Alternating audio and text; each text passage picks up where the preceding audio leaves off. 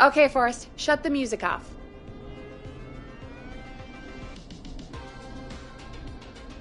Hello, caller. You're live on the Scream with me, Forrest Nash. It's great to speak with you, Forrest.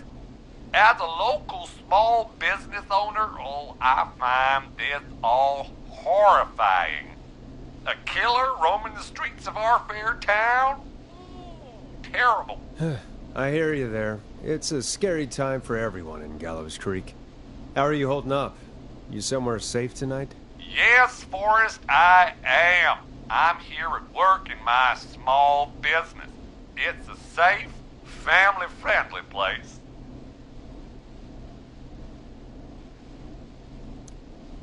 You sure are up late. I guess you must love the work. Oh, I sure do. You know, we're at it all day, every day. And that includes major holidays we've got coming up, like Halloween, Thanksgiving, and Christmas. Oh, it's my life.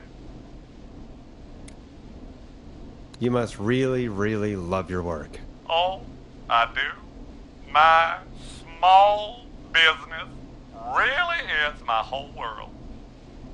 What's your small business? Oh, well, I'm not really big on promotion, but since you ask, it's Ponty's Pizza! The best and only pizza place in town! Come on down and get yourself a cracking deal on our 2-for-1. God damn it, Ponty, no! No free ads!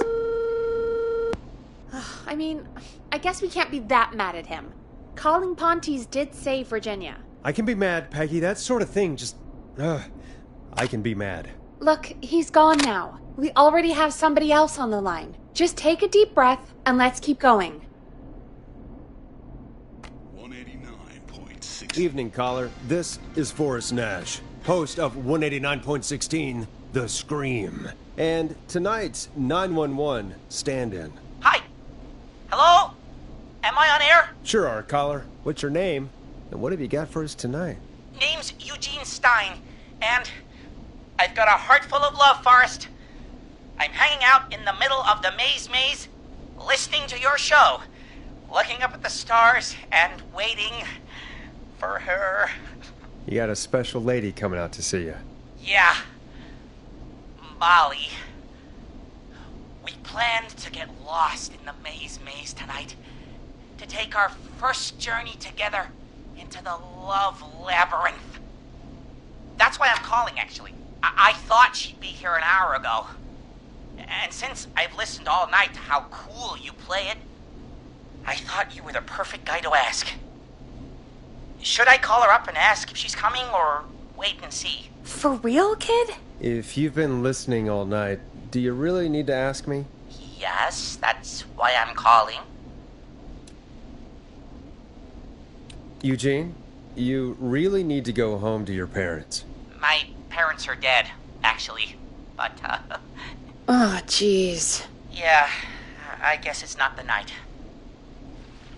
Hang on. I hear some rustling. I guess she came after all. Molly! I'm in the middle! It'll take a little while to get here, but, thanks again, Forrest. It's been good talking. Wait a second.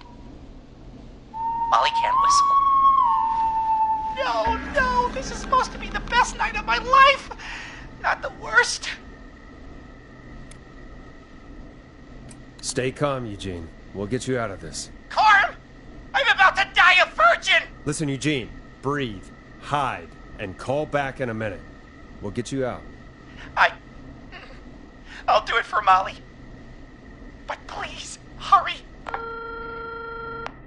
Well, listeners, while Peggy and I deliberate, here's a track for all you lovers out there.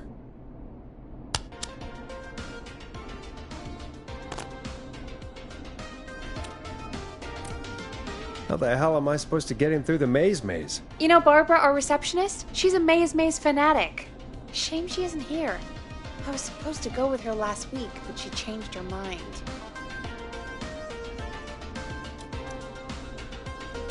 Why'd she change her mind? She went with that jerk Brad instead. I'm so sorry to hear that, Peggy. It's fine. I'm not the one who had to go out with that jerk, Brad, after all. Maybe we should call Barbara then, if she's so big on the maze. We could, but I don't actually know her number. But she probably has maze stuff somewhere. Go and see what you can find. That'll hopefully be enough. Which one is Barbara again? Barbara! You know, Barbara! Forrest, I've seen you speak to her. Help me out, Peggy. She's the receptionist.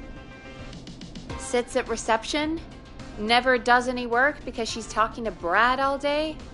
Ring any bells? Right, yeah. Sorry, I guess it's just the stress of... No excuses. Just go and find something to help us.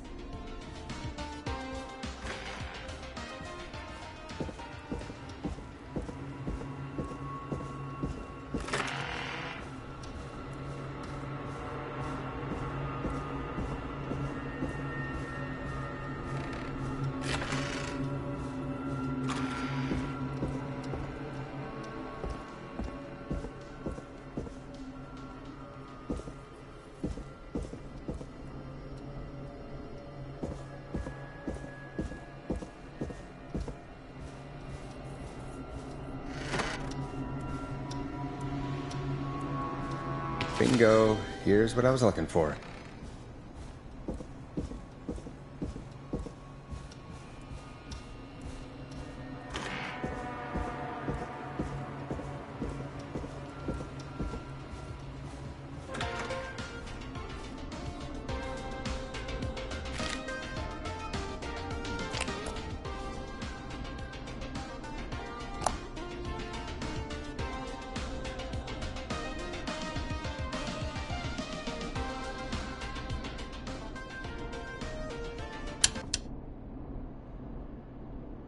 Any luck? Yeah, I found a map for the maze in the trash. Why was it in the trash?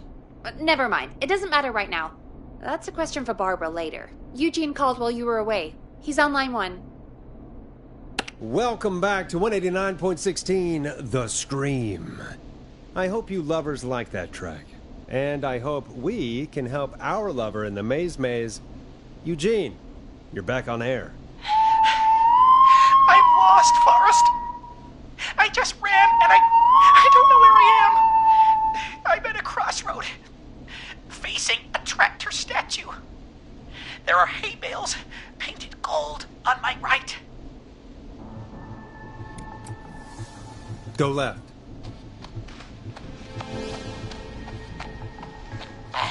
Okay. I went left, then tried a right. I have a pig statue in front of me and a creepy rocking horse on my left. Go backwards.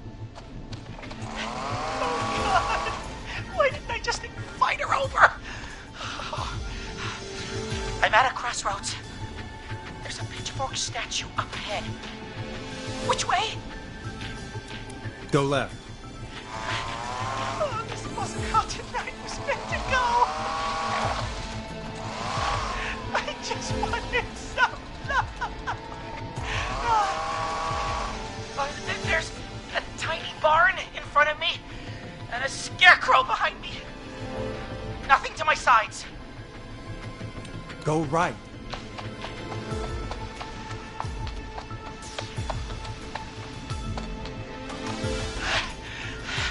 I can't run much more. I just passed a corn silo. Didn't see anything else.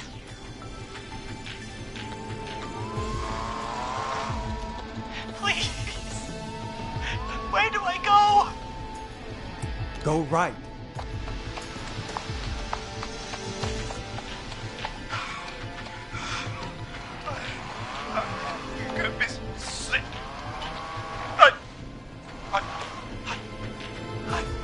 I'm out. And my bike's still here. Oh, thank you, Forrest. I love you, Molly! That was tense. I think I held my breath the whole time. I think it went pretty well, all told. I think you're right. By the way, why do you think Molly missed their date? Do you think she's okay? Unfortunately for Eugene, I think she probably never left home.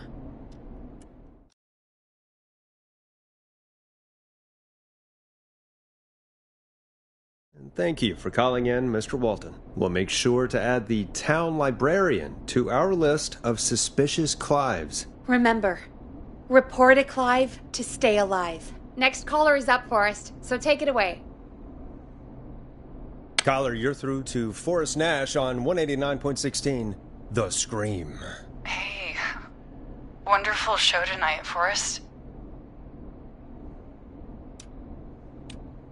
Well, that's kind of you to say. Thank you. What's your name, caller? You can call me Dawn. Could you play my tune, Forrest? Your tune. Sure. Long Ride Home. That old song. Sure. We got it. I think I played it the other day. Thanks. It'll be good to hear it again. All right, folks. Coming up is that old classic. Forrest, I don't think you're gonna find that song. What do you mean? I played it a few nights ago. I know, but, we don't have it anymore. What are you talking about? I threw it away. You threw it in the trash? No, I threw it out the window earlier today. Peggy, that's a bit extreme, isn't it? Brad was annoying me all afternoon. He played it on repeat because he knows I don't like it. So I grabbed it and threw it right out of one of the office windows.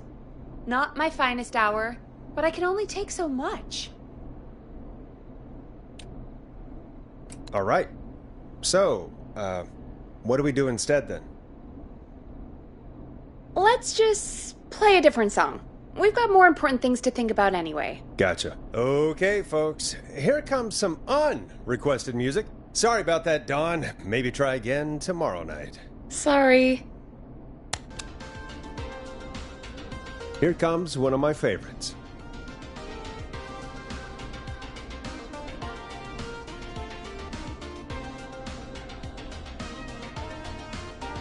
Of all the songs to request, why'd it have to be that one? Gee, Peggy, what did the barn finds ever do to you? Wrote that song, for one. It gets real old when you're forced to listen to it on repeat for years. Why couldn't they just request Roddy? Oh, Forrest, scrap the song. We have another caller. Sorry to cut the music short, folks. Callers take priority tonight. Welcome to 189.16, The Scream. This is Forrest Nat. Forrest? Oh, thank God. It's me again. Murphy! Talk to me, Murphy. What's wrong? Oh, the killer got me, man. Why did I ever trust a guy named Master Robbie? That's not important right now. Just tell me what happened. Goddamn piece of... He came to the Gallows Waste Disposal plant. Beat on me, man. Carried me inside and locked me in a dumpster. I got a flashlight, but... Oh, goddamn. I smell smoke. I think he started a fire. Hold on, Murphy. We'll call for help right now. You gotta hurry, man. I need someone here now or I'm gonna die. Peggy, get the fire department on the line. On it. All right. Now just... Come on, pick up. Hi. Yes, I'd like to report a fire over at the Gallows Waste Disposal Plant. It's an emergency. What do you mean it's not operational? Why is there no backup vehicle? Oh, god damn it! Forrest, that evil son of a bitch slashed the tires on the town's only fire engine. They can't do anything. But I have a few friends who live nearby. Maybe one of them can save Murphy. Where do they live? My friend Alex lives on the corner of Haddonfield and Romero Street, and Catherine lives on the west end of Myers Lane. And there's Jericho on the east end of Myers Lane. But he's... old. Really old. Okay, I'll check the map, see who would be best to do this.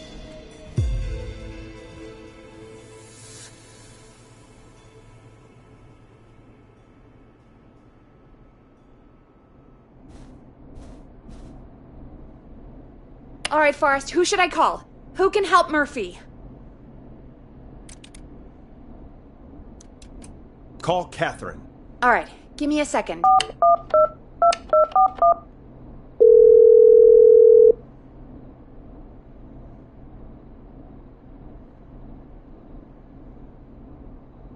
They're on the way. They'll call from the plant. You can direct them from there. Well, let's hope they get there in time.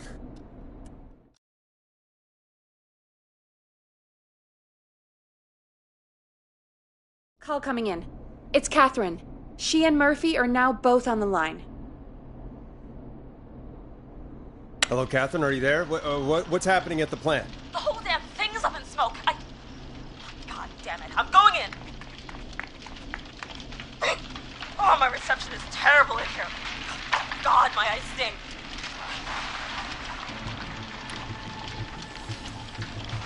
Murphy, can you see anything at all? Yeah, I got a little flashlight. Looks like old cans, bottles, and newspaper. What does it say on the newspaper? It's the Henderson headline. What was that? My reception is terrible in here. Please, Fort, tell me where to go. Go to recycling. Recycling. Got it. Come on, Catherine.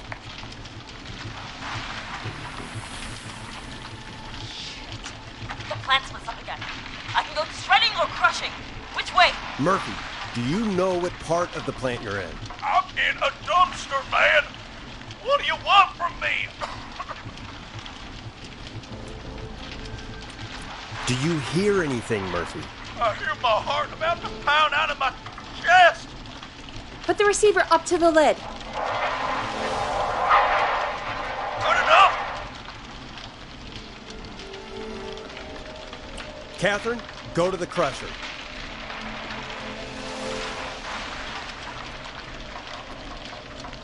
Okay, it's super loud.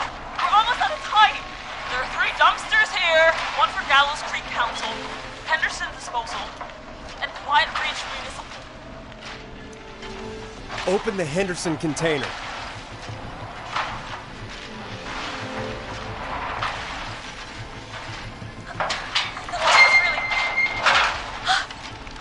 I found him! Thank God. Let's haul ass. It's coming down! Oh, shit!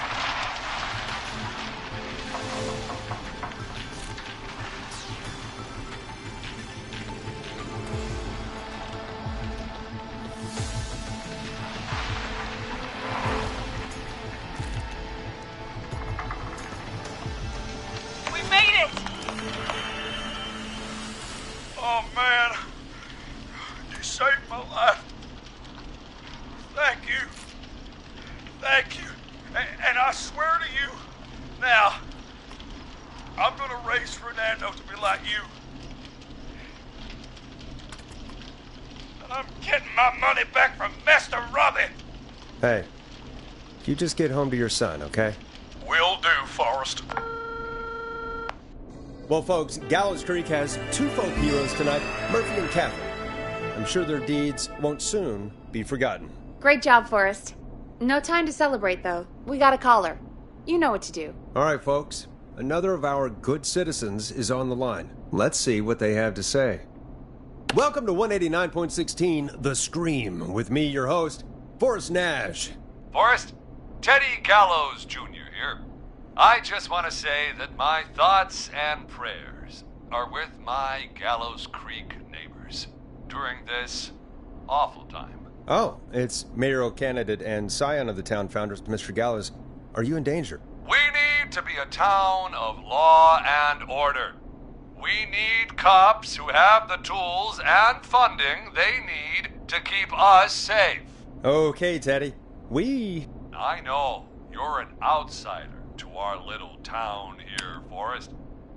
But you're really stepping up to bat for us all tonight. I just want to say thank you for taking a swing for Gallows Creek. Jackass. Teddy, this isn't the time for your political ads. Stop. I just want to make sure our town is safe and prosperous. That's why the Gallows Family Factory, founded by my father, Theodore C. Gallows, God rest his soul, which employs over 200... Teddy, unless you've got an emergency, I'm cutting you off. You know what? I do have a problem. A problem that's ruining our town. You know what it is? I didn't ask about a problem. I said emergency. The problem is that woman, our current mayor, Linda Cartwright. Oh, here we go. She just isn't one of us. Linda Cartwright is un-American, unstable, and... You're not better than anyone, Teddy. Just because you inherited half the town. Your producer sounds a little unstable, too. Don't you dare speak to me that way. Cut him off, Peggy. I can guarantee this kind of thing will not happen when I take office. The moral decay of... And that's enough of Teddy Gallows Jr. for one lifetime. I always feel disgusting after hearing him talk. Just play an ad for us? I need a minute. We'll be right back after these messages. Teddy Gallows Jr. is a family man, a devout Christian, and a proud patriot. Teddy Gallows Jr. is Gallows Creek. Like his father and all his fathers before him, Teddy Gallows Jr. has worked hard to create jobs, improve infrastructure, and make Gallows Creek a good place to raise a family. Unlike current mayor Linda Cartwright, Teddy Gallows Jr. lives in Gallows Creek. He's our neighbor, and he stands with our neighbors. Like Sheriff Matthews, who, after years of keeping the peace, Mayor Cartwright is trying to force into early retirement. Teddy Gallows Jr. doesn't believe in keeping a good man out of a job. Teddy Gallows Jr. believes in the American dream. Does Linda Cartwright? Help Teddy Gallows Jr. keep Gallows Creek a good American town. Help him become mayor. Take a swing for Gallows Creek. Vote for Teddy Gallows Jr. My name is Teddy Gallows Jr., and I approve this message. God, what a jackass. 100% grade A asshole. Linda Cartwright isn't super herself, but she's not... Yeah, we don't have any more of those ads to air tonight, do we? No, just the one. Good. I have to ask, though. Take a swing for Gallows Creek? He set the home run record for Gallows Creek High. Of course he's one of those guys. Yep, he played lots of sports back in the day, and he never lets anyone forget it. Right. Let's just get back to the show. Well, folks, hearing that reminds me that every vote matters. That ad really made me want to take a swing at Teddy Gallows. You mean take a swing for Teddy Gallows? Yeah, sure. Let's find out from our next caller who's got their vote. Caller on line 1. Hello, caller. You're live on The Scream with me, Forrest Nash.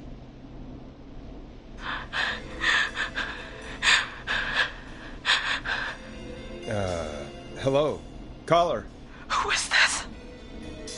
I need the police. I'm Forrest Nash. I'm standing in for 911 tonight. What's wrong? There's a guy hunting me and my friends. I think he's killed some of them already. That's him. He's just outside. I can see him from up here. God damn it. She's just a kid. Where are you? Are you somewhere safe? Oh my god. Oh my god. Stay with me, kid. Focus. I can't do this. Yes, you can. Focus. Tell me, what's your name?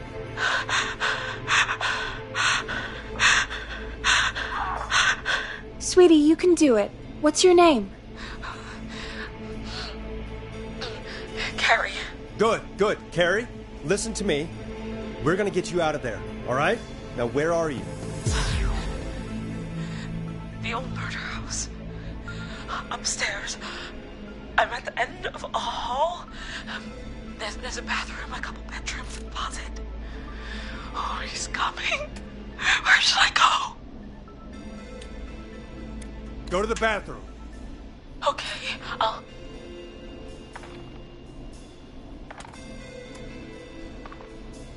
He's here.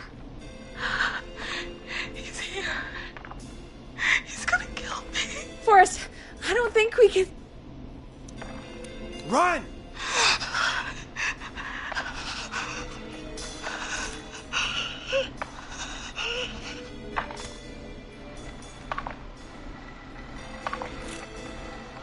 Oh no! Oh no! Ah! Oh no!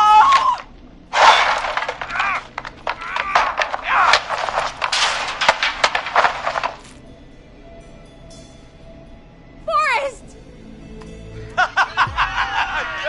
You should have seen your face! What? What? What? Are you kidding me? Okay, what the hell is going on here? Oh, who's on the phone, Carrie? The cops? It's just a joke, jeez. Wait, isn't that... Jimmy, that wasn't funny, you sicko! Of course I called the cops, but some guy just answered instead. What guy? Forrest Nash. What the hell are you all doing? It's prank night, old man. We're just having fun. That's the kid! The kid who called in earlier pretending to be the whistling man. That's it. I'm out of here. You know he's really out there tonight, Jimmy, right? Yeah, right. It's just whistling night, man. That little idiot. Whistling night? It's a stupid tradition. Especially stupid since that one kid died back in... Would you take off that stupid mask if it's hard to breathe? Who's under there anyway? Is that you, Seth? Idiot! Seth is right next to you. That's, wait. Oh no. Who are you? Oh no, man!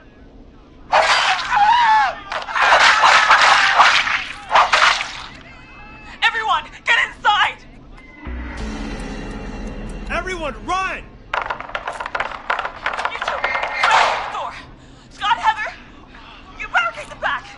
As long as he's out there and we're in here, we're safe, right?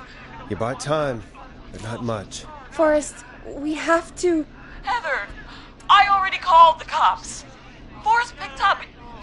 He's the best we're gonna get. Who is with you, Carrie? My friend, we drove out to the old murder house and... of course! The van! Who's got the keys? Jimmy had them. Jimmy.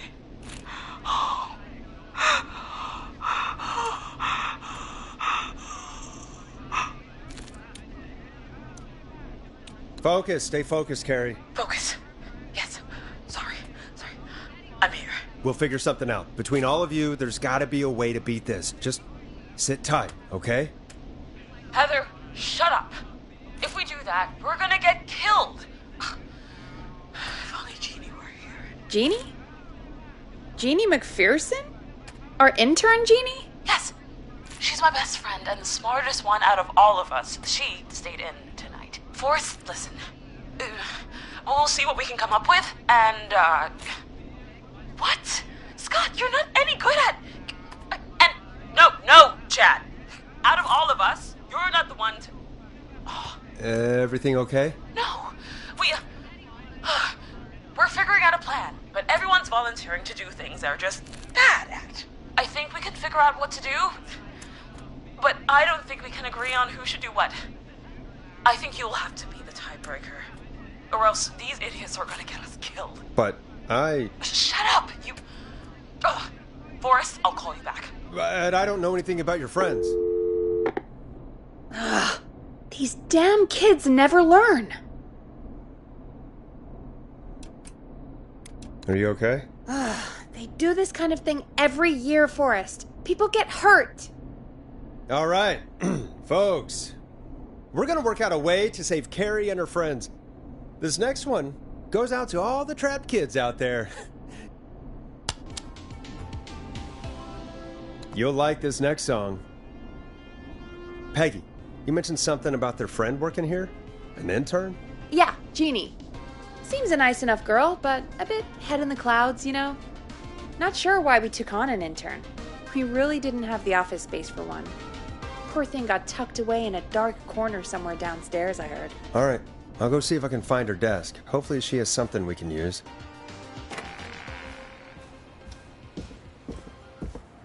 Peggy said her desk is downstairs.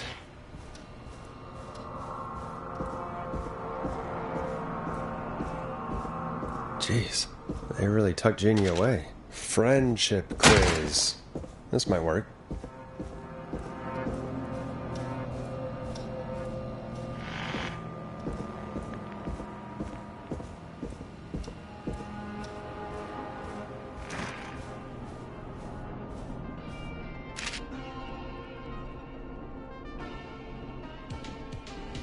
Hey, you find anything that'll help us out? Yeah, I found a friendship quiz with all these kids on it. If you think that'll help, then good enough. Carrie's on line 1. Whenever you're ready. Time to turn the music off. This is Forrest Nash back again with an unlucky caller on this unlucky night. Carrie, are you there? Yes, we've got a plan, but we can't agree on who should do what. You want me to be the tiebreaker? Exactly. I'm ready. What's the first step? Okay, first things first. We'll need a spotter, someone who can keep an eye on the killer. We'll need someone on the roof. It's gonna be a hard climb. We're deciding between Heather, Kyle, and Hot David. Heather's got this. Yes, Heather, he picked you. Now please, stop talking about all your cheerleading trophies. Part 2. The Whistling Man padlocked the gate back to the road. Before we drive out of here, we need someone to pick the lock. Seth, Jennifer, and Scott all want to do it. Jennifer. Jesus, Jennifer, you carry a bump key? Why didn't you say so earlier? Anyway, that brings us to part 3. Getting the van keys. I'll volunteer for this. I don't know Jimmy as well as you guys, so it'll probably be easier that way. Then is part 4. This is a very detailed plan. I'm impressed. Yeah, it's weirdly easier to think when you're about to die. You're doing great. What's the next part? Part 4, we need someone to lead the Whistling Man away. We need a fast runner. For this one, we're trying to decide between... Who was it again? Hot David, Cynthia, and Scott.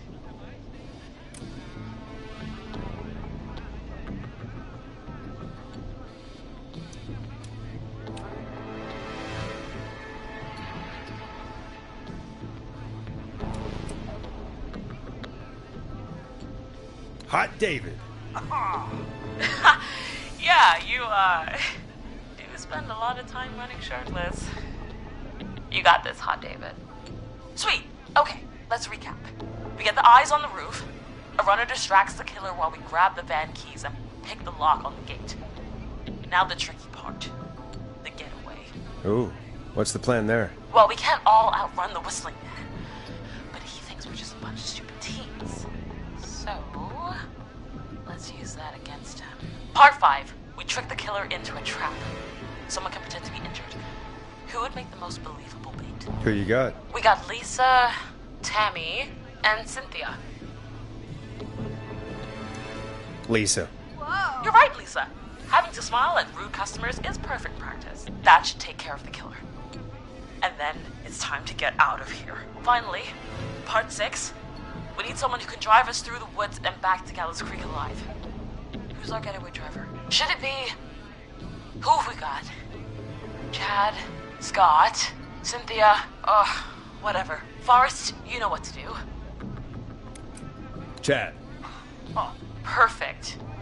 Your go-karting experience will be great, Chad. Thanks, Forrest. We'll just take a few seconds for ourselves, and then it's go time. Sounds good. Talk to you in a sec. Good luck, Carrie. That actually sounded like a pretty good plan. I hope you're right. Yeah, let's hope.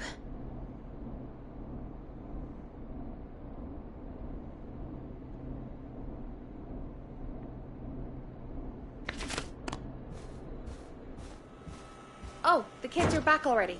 Line 1 again. If you're just tuning in, we're coming to you live with a bunch of teens about to flee a madman. Listener discretion is advised. Are you ready, Carrie? We're good to go, Forrest.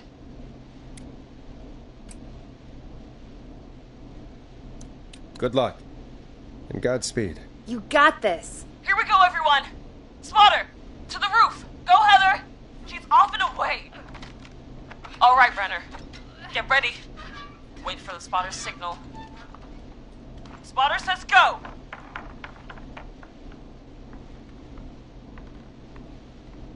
He took the bait. Lockpicker, go. I'll get the keys off Jimmy.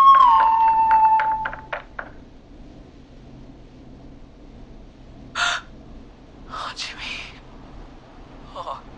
Oh, his face is... The keys. Carrie, you need to get the van keys. His face is lying next to him, Forrest. He got caught.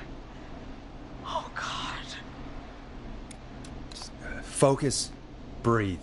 Right. The van keys. Got him. It's... Jennifer got the gate unlocked. And Hot David should be back any second. Perfect. It's working. I can't believe it's actually working. You're doing great. Focus. You got this. We got this. Next step, trap the killer. All right. Wait. Get into position. Everybody else, hide.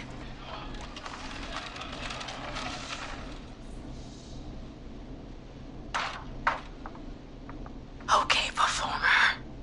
Now, act like your life depends on it. Oh. There he is. He's buying it.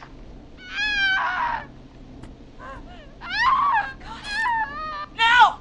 Push the bookshelf over!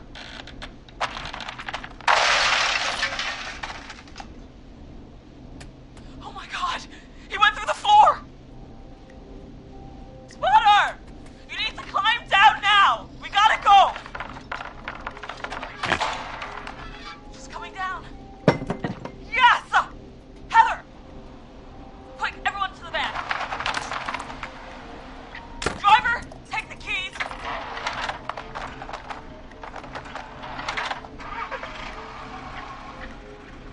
The damn gate swung shut.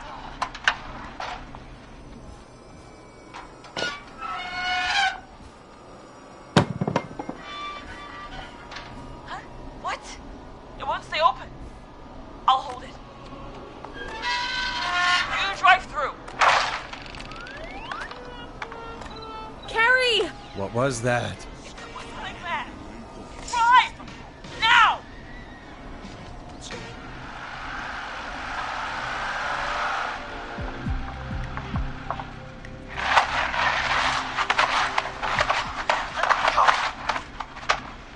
Let me go! Let's go! Just drive! Oh my God. Please, no! No!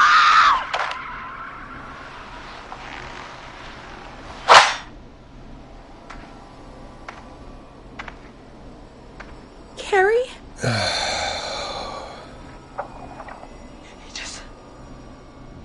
He just stared at me. Carrie! Carrie? Just stared at me. And walked into the woods. I don't understand. Thank God you're okay. Can you get somewhere safe? I can make it home. Thank you both for helping. If you hadn't, It was your plan, Carrie, and it was a great plan.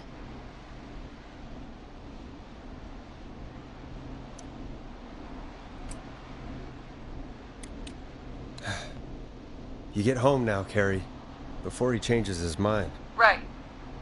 I need to get home. Breathe, Carrie. You're okay now. I'll call you when I'm somewhere safe. Talk to you then. Folks, that was a lot. Our thoughts go out to Jimmy's parents in this awful time. For any kids listening in, please stay inside and stay safe. And parents, hug your kids extra tight tonight. Here's a song for the girl walking home in the dark.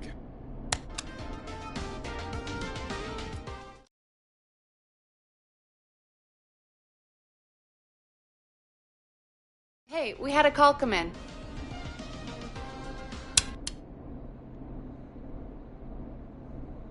Forrest Nash here. Listeners, we've got another caller live on 189.16, The Scream.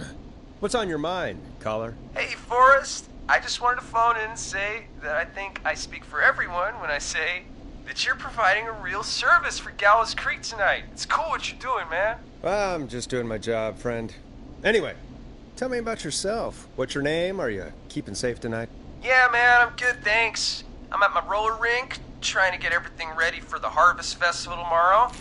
I had a guy from Starling Security here earlier installing the Starling 4000 system, so I'm a little behind. As for my name, my friends call me Roller Ricky, and I now consider you a friend, my man. We're friends now, huh? Well, that's kind of you to say. Thanks. Yeah, man. Sounds like roller skating is more than just a job to you. So is this vocational? I wasn't always Roller Ricky. Once upon a time, believe it or not, I used to go by just Ricky. Yeah, back then, things were pretty rough. I used to roll with a bad crowd. Not all bad, but there was one guy. Anyway, some bad stuff went down. I harbored a lot of guilt for a long time and turned to the bottle. I didn't really talk about it or even know how to talk. It's just how it was. That bottle took the best years of my life. Or so I thought. It's never too late, Roller Ricky. How did you turn things around? I joined a support group. I opened up about my problems, and sharing that burden just took so much weight off. It's a long story from there, but I found roller disco. I learned how to have fun again, cutting loose and making shapes. Now whenever I get down, I get down. I'm finally free from it all, man. It's important just to talk to somebody. That's the first step. Ain't that right, Max? Aw, hello, Max.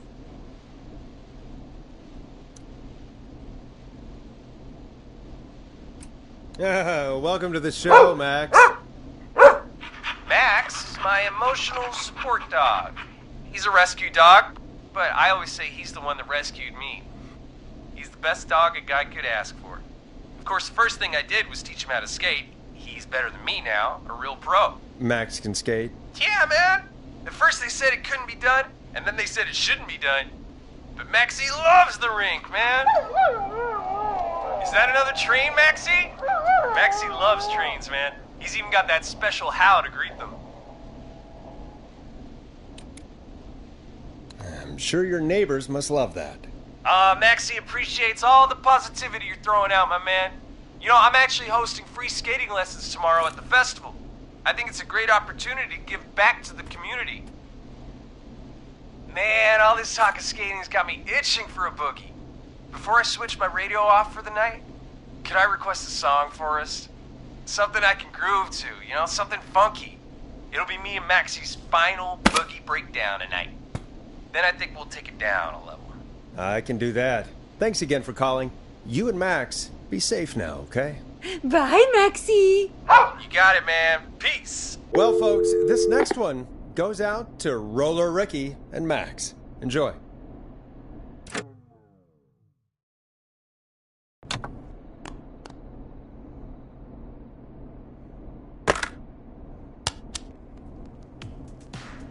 Hope you enjoyed this one as much as I do. I really needed that call, you know, after everything. Yeah, I get that. He talked a bit much for my taste, but it is inspiring to hear somebody come back from the brink like that. Yeah, that's what I meant. You were thinking about Max on skates, weren't you? Well, would you look at that? Another caller on the line. What are the odds? Better take it. Welcome back to 189.16, The Scream. This is Forrest Nash. How are you tonight, caller? I'm doing okay. I made it home safe. Gary! Hey, I just wanted to thank you for doing what you could earlier. You know, even though we lost Jimmy, and I don't know. Hey, it's okay. You were so brave earlier. You're safe now. I wanted to ask you why he didn't... Why am I... Why what, Carrie? Why did he spare me? after what he did. Why let me go?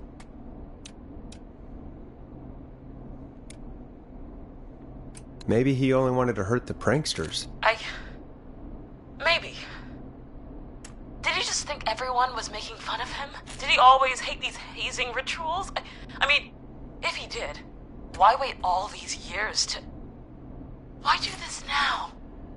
These stupid hazing nights have to stop. Carrie, you did so well tonight. Stay safe and rest. Help is coming to Gallows Creek. We just need to hold on. Thanks, Peggy.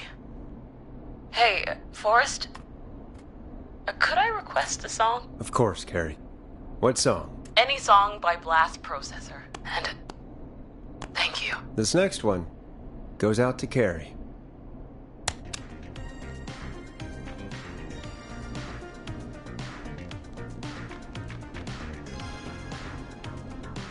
You know, what Carrie just said has really got me thinking. About what? The Whistling Man left her alone.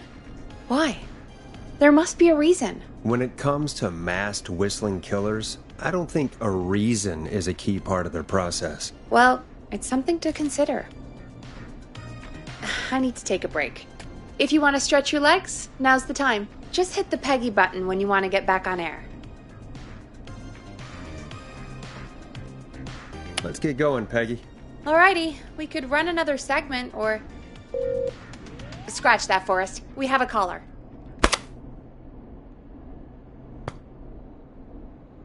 You're through to 189.16, The Scream. What's your emergency? Hello again, Forrest. Oh, that call with the teens was awful. Those poor kids. Still, I'm glad the girl didn't get hurt. Thanks for your concern. Are you in trouble? What's on your mind? I wanted to ask you again to play my song, Forrest. You said you were going to play it, but you didn't. Your name was Dawn, right? What, Peggy? Yes. Oh, well remembered. My name is Dawn, and I wanted to ask you again to play my tune, Forrest. Long Ride Home? You know, the one that Peggy said she threw outside the window?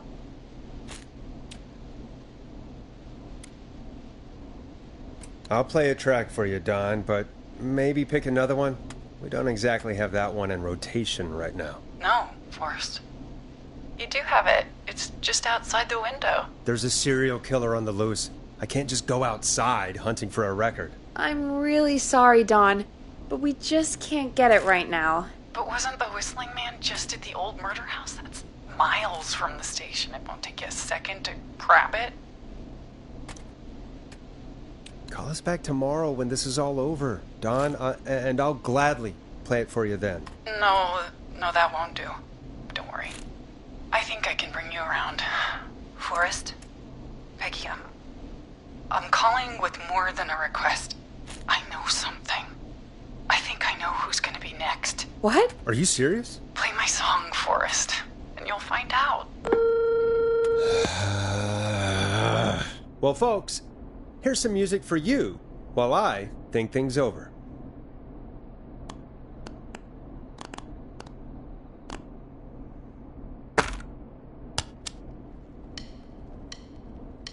You're gonna love this next track. Is she serious, Peggy? She's serious about hearing that song, that's for sure. Peggy, I mean, is she serious about... I don't know, Forrest, but we don't really have a choice, do we? If she's telling the truth... All right, I'll do it. You're a good man, Forrest. I'll slide you the key to the fire door. Wait. Our fire door has to be unlocked? Yeah, you know, I never thought about it, but yeah. We should talk to Reggie about that later. Anyway, I'll hold the fort down while you're out. Maybe I'll even get a caller. That could be exciting. 189.16, The Scream. With me, Peggy.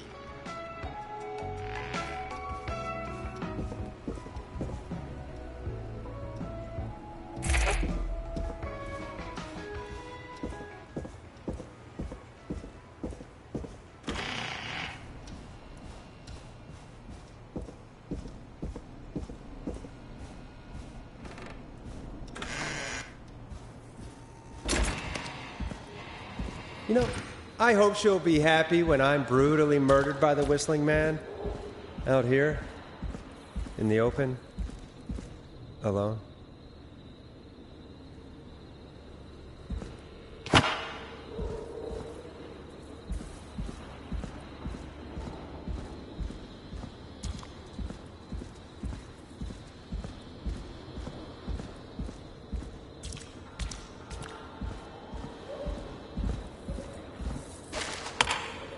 Here it is. Long ride home.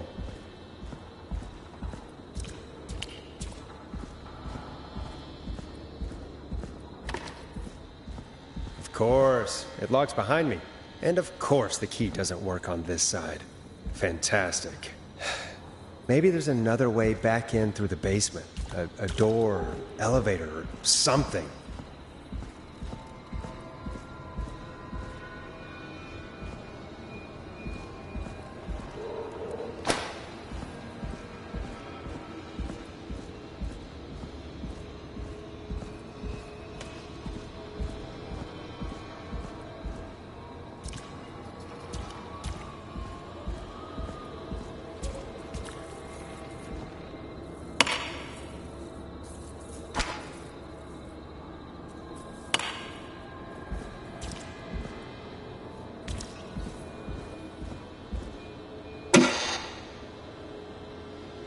Looks like I'm gonna have to hunt around for some new fuses.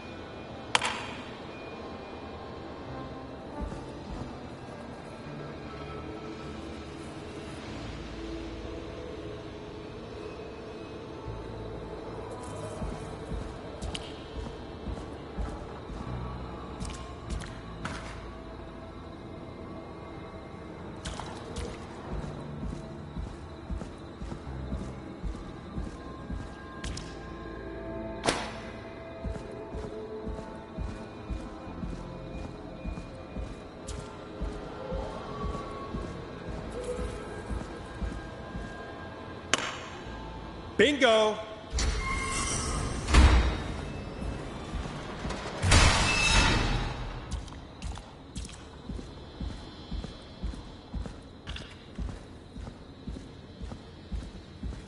I could probably survive that fall.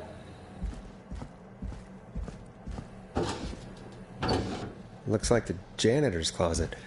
What did Peggy say his name was? Clive?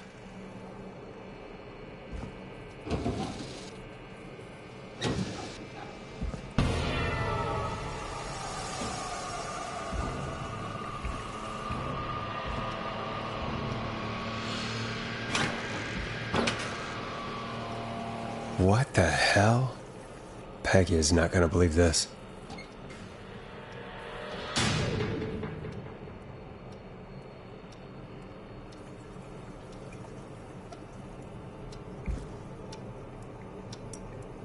Huh, there's a key. I'll just take that. Might be important.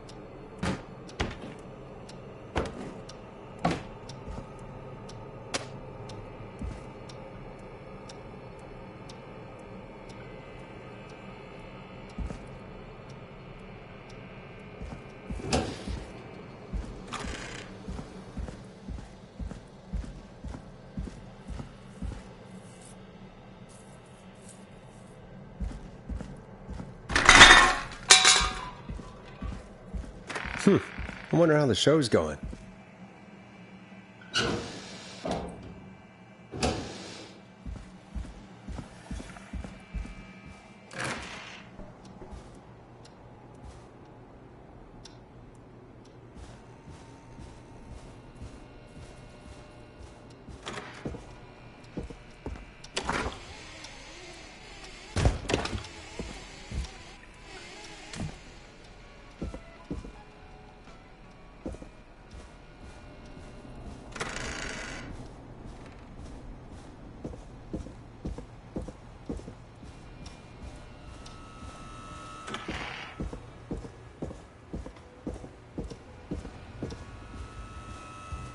Isn't that such a good song, folks? And now for... Jesus, Forrest, you've been gone for ages. I thought something had happened. Something did happen. Clive, the janitor, might be Clive, the murderer.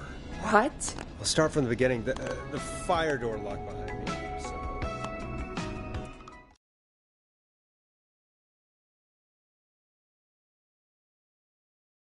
Why did you heave that thing all the way up here? Because the basement's creepy as hell, and I don't like standing around down there. Fair. All right, let's run through this again. We have a creepy board you found in a creepy basement made by our creepy janitor who you think is the creepy whistling man. Yep. And on the creepy board are the names Chuck Brody, Kim Walker, Rebecca Allen, and Aunt Williams. Correct. And you think one of these people will be the whistling man's, Clive's, next target. That's right. And we've got to find them. You said there are 4 locations listed there too? The hospital, the power station, the gas station, and the trailer park. Clive must think the target is at one of those locations. Forrest, you're gonna have to figure out if any of the potential targets are at one of these locations tonight. Hit the button if you need any help.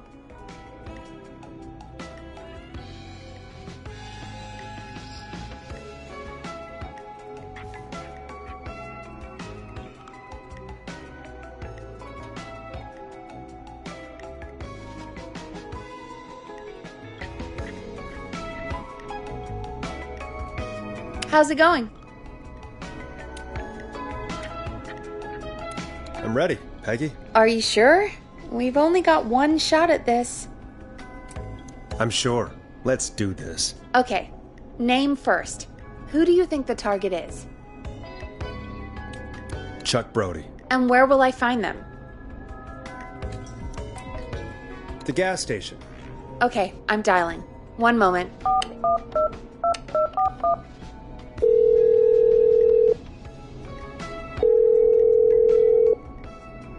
Hello? Chuck Brody! Listen, I know this sounds crazy, but we have reason to believe the Whistling Man is coming for you. You need to get yourself and everyone else out right now. The Whistling Man? Who the hell are you? Who is this? This is Forrest Nash. Listen, the Whistling Man's back. We found a list with your name on it, and... Oh, God. It's today. The year I finally let myself forget. Quit talking and run! I think he ran off. Well, fingers crossed that Chuck... Jesus! It sounds like something blew up! He's using bombs now? Is Chuck? I don't know. Hang on, we're getting a call. Hello? Chuck? Chuck! Forrest, the whole goddamn gas station's gone up. Is anyone hurt? I don't think so. I got everyone to follow me out. The town's only ambulance was blown to hell, though. Yeah, damn it, that fireball threw me. I've got to get to the hospital. I'm not feeling great. Forrest, man, I can't thank you enough, but... yeah, I gotta go. Wait, Damn it, we lost him. What was that about today? Oh, Forrest, the call board is lighting up. Get us into some music while I deal with this.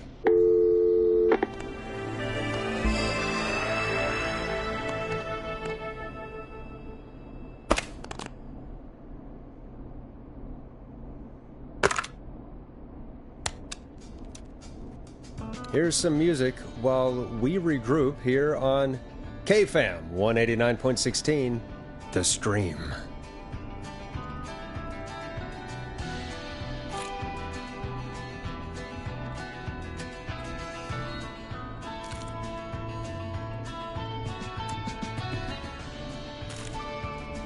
There's gotta be more in the basement to show us who Clive is targeting. And if that's the case, we can get ahead of him. Stop the killings before they can happen. Forrest, we need to go back down. By we, you mean me, right? Yep. Like I said, I need to handle all these calls. Maybe start with that creepy mannequin room you mentioned before. I still have a lot of questions about those, by the way. Me too.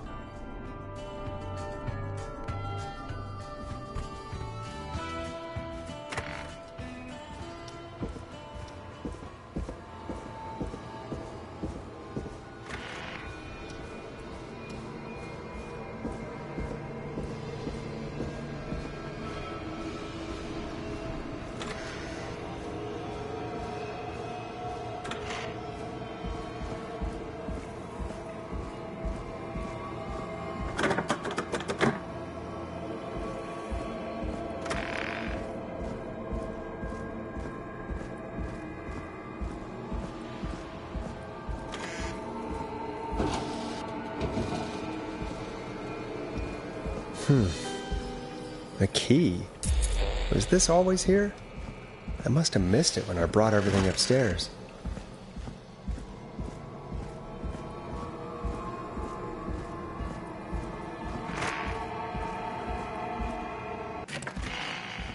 Hey, Forrest! Peggy, give me some warning before yelling down the intercom? Sorry. Buzz the intercom when you find something and want to discuss it.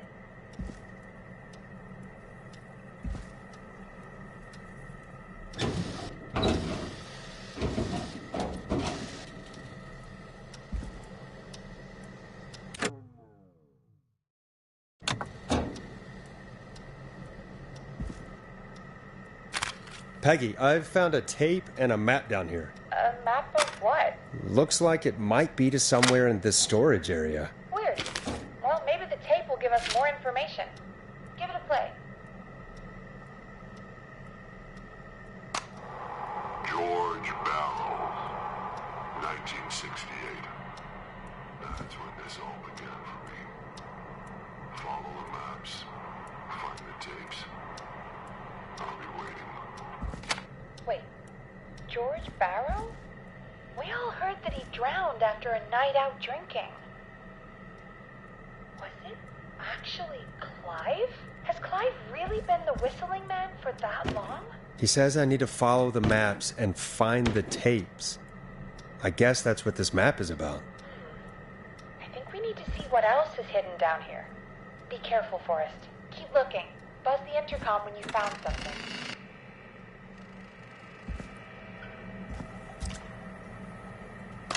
Time of autopsy is 7 a.m. Cause of death is asphyxiation from drowning. The degree of rigor mortis indicates that the subject has been deceased for 5 hours. What's the time of death?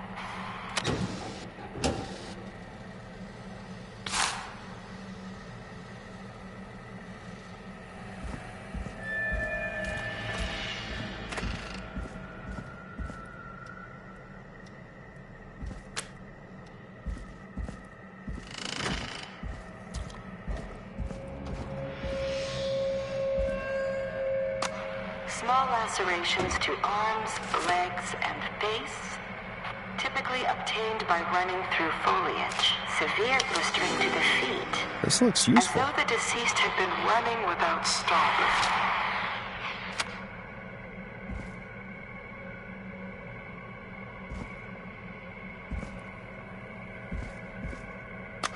Preliminary toxicology results shows no signs of inebriation.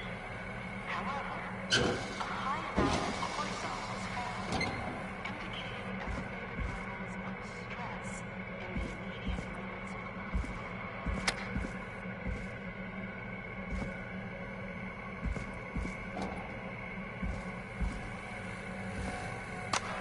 Additionally, there appears to be a post-mortem injury to the arm. It looks like it was trapped in a car door.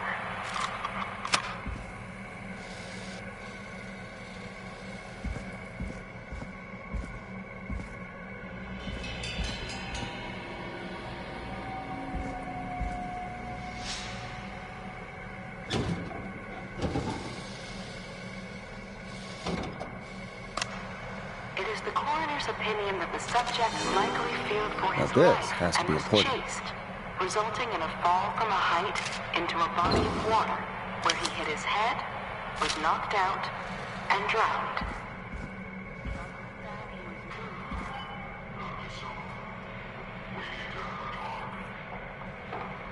That recording.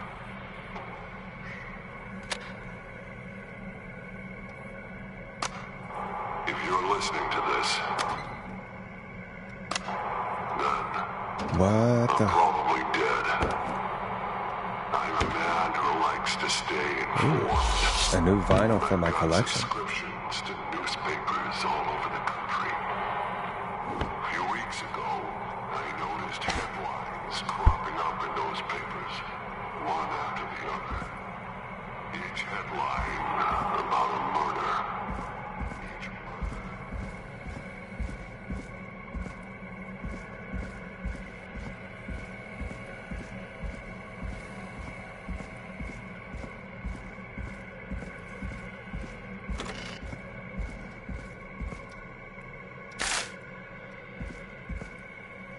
What have you found, Forrest? It's an autopsy tape. Doesn't say for who, but I think it must be for George. Poor George. He was so young. Something's bugging me, Peggy. What do you mean? I swear I recognize the voice of the woman talking on the tape. I just can't place it. Seriously? Do you think you've met her before? I don't know. I mean, I just got here recently. I don't know. Found another tape. It talks more about how George died. What did it say? It sounds like he was running for his life. Sprinting through trees and bushes, getting cut up all over. What would drive someone to do that? I'm not sure yet. There's also a tape about a toxicology report. There were no signs of drinking or that he was on anything. What? But everyone said he went swimming drunk and drowned. It was in the newspaper and everything. I found a written autopsy report. What does it say? According to that, it's just like you said at the start.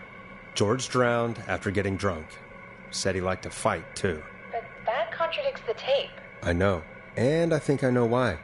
There's a note with the report that says, "I'm sorry I made you do this, Virginia." If it was on the autopsy report, then Virginia must be our coroner. Wait, the caller from earlier, when we had to call the takeout restaurants, wasn't her name Virginia? We need to call her back once we finish down here. It looks like she might know something about what's going on. I found a tape that introduces a new detail to the story. Post-mortem injury. Apparently, his arm got caught in a car door. A car door? Yeah, after he died.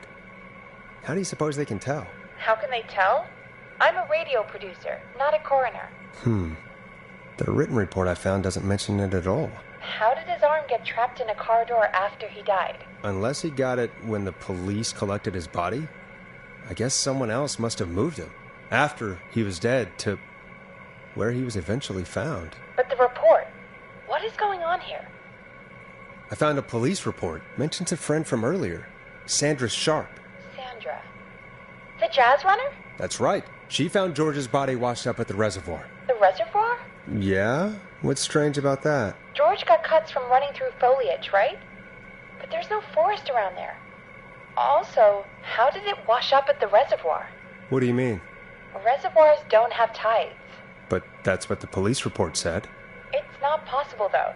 I did a school project on reservoirs and got an A. But, yeah, not important right now. The important thing is that it doesn't make sense. What are you suggesting, then? That the body was originally found somewhere other than what the report suggests? That the sheriff tried to cover it up, but accidentally let something slip? Something like that. I think. Well, Sheriff Matthews wrote the report. If he hadn't been eviscerated, we could have asked him. True. But Sandra is still alive. Once we're done down here, we should give her a call. In another tape, the coroner comes to the same conclusion as I did. George was running from something. Maybe an animal? Maybe, but then there's this next bit, where the coroner thinks he was moved post-death. So she agrees with us.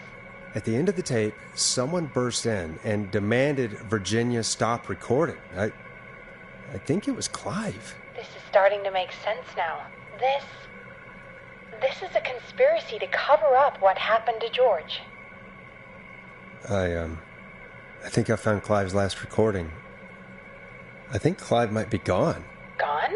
I found a confession. Not for any killings, but for playing a part in covering up George's death. He left this behind in case he died. He hoped someone would find it. Do you think the Whistling Man already got him? Possibly. We've had a lot of callers tonight, but maybe not every victim made it to the phone, you know? We don't know how many there really are. Christ, Forrest, that's dark. I know, but Clive said he had read about other murders in other towns, and that the murders were all folks who knew about the incident. And the killings were getting closer to Gallows Creek. He said he wanted to do something good for once. The board in his office. He wasn't tracking people down to kill them. He was tracking them down to save them. Ugh, why didn't he just come out with all of this? He said his employer threatened his family if he spoke out about any of it. His employer?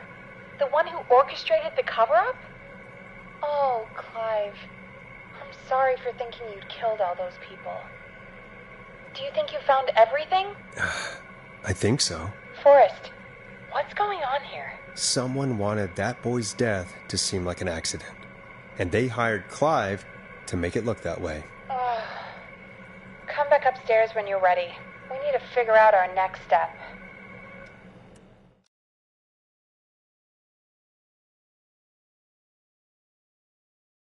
Thank God you're back, Forrest. I've been running out of stuff to pad our airtime with. Peggy, you work in radio. Forrest, I'm stressed. I mean, really, how are we supposed to keep a show going with all this happening? This is our job, Peggy. We gotta do it. You're right. So, what's the plan now? I think we should call Virginia back. All right, I'll get her on the line. Hello again, Gallows Creek. This is Forrest Nash. We're circling closer to the truth behind tonight's events. To this end, we're calling back one of our earlier callers, Virginia Sullivan.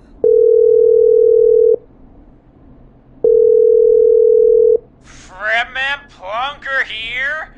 Who's this? Is it you? Goose? Plunker, hey, it's the Radio Man, Forrest Nash. Radio Man? What's up? Solving mysteries, saving lives. The huge. Right on. Plunker, what are you doing at Virginia's house? She asked if we could stay to keep an eye out for that whistling turd. So we're hanging out, bro. Well, that's big of you, Plunker. No, it's nothing. Can I speak to Virginia? Sure thing, Radio Man. I'll just go get her. Who is this? Hey, Virginia, it's Forrest. I'm glad you're still okay. Oh, Forrest. Sorry, I'm still jumpy. Sorry to hear that, but listen, hey, we need to talk. What about? We're calling because we think you can help us understand why this is happening tonight. Me? What would I know? Does the name Clive mean anything to you? Clive? No. I don't know that name. What are you asking about this for?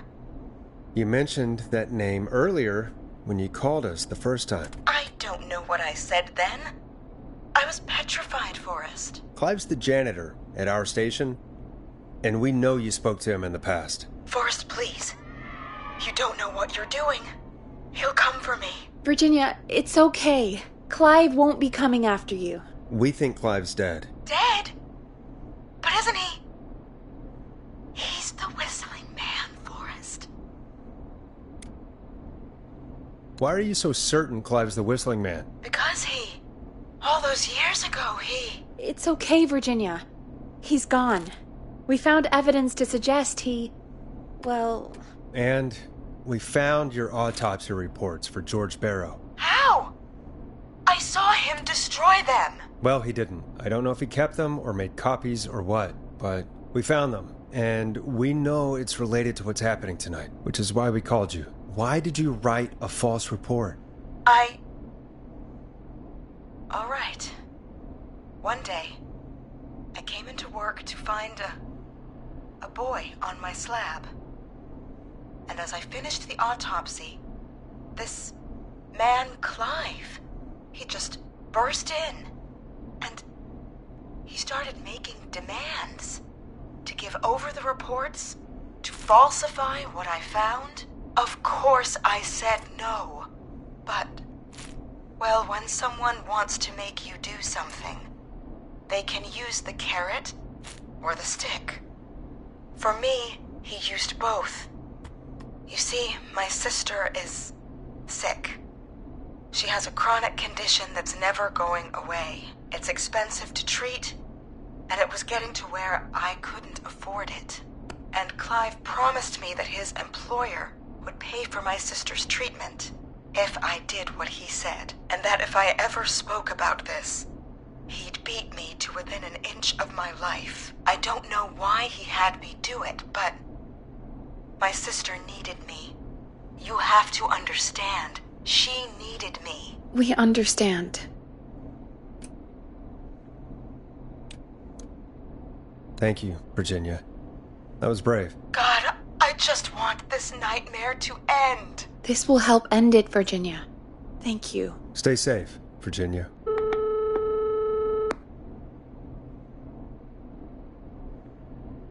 So, Virginia's tied up in all of this. Clive threatened her to keep quiet about George's death. But for who? Why cover up these details? Well, we know Sandra was involved in George's death. Do you want to call her? I do. Alright, but before we go asking questions, I think we should know what we want to ask. Is that fair? Yeah, we need to ask her about finding the body. She was the one who discovered it, but something just doesn't add up. 100%. She knows more than she's saying. I wonder what she's hiding. We'll hopefully find out soon. Anyway, just be careful when you're talking to her. Don't push too hard. We don't want her to hang up. I'll be careful. Alright, calling her now. Hopefully she's at her jazz studio. Aha! Forrest, you're through. Hello, this is Sandra at Jazz Pizzazz Jazz Studio. Who is this? Hello again, Sandra! It's Forrest Nash of 189.16, The Scream. And you're live on air.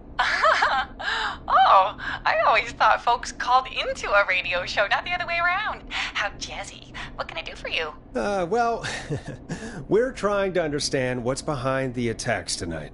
We had a few questions. Why, Forrest, of course. Heck, after the way you saved my life, I'd say yes to just about anything you asked. Really? Well, that sounds nice. I might just call you back tomorrow then, too. You got my number. But what about tonight? Is there anything you want to talk about right now? Remember why we called, Forrest. Of course. Do you know why the Whistling Man might have targeted you? Ha! As far as I could tell, he was just a knife-wielding psycho with superhuman cardio. He'd have chased after anybody. Right. Well, we think he might be chasing specific people.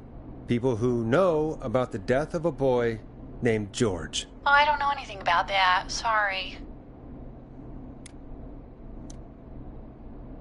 Sandra, we know you found George's body. We have the police report. I don't know what you mean. It's okay, Sandra. We know. You do? You know about? Yes. Of course. This studio is my life. After I found the body in the river, I couldn't lose my studio. Do you understand? Sure. I understand. When the rent just kept going up, he said he'd stop if I just needed to keep quiet. And everything would be okay. Of course. We understand. I mean, it's not like I killed him. What was the harm in saying I found him in the reservoir instead of the river, right? Right? I'm sorry. I can't do this. And she's gone. I don't think that could have gone any better. You truly did great, Forrest. Well, folks, if anyone out there has any thoughts on what's going on tonight, please call in. That's good timing. We've got a call waiting just this second.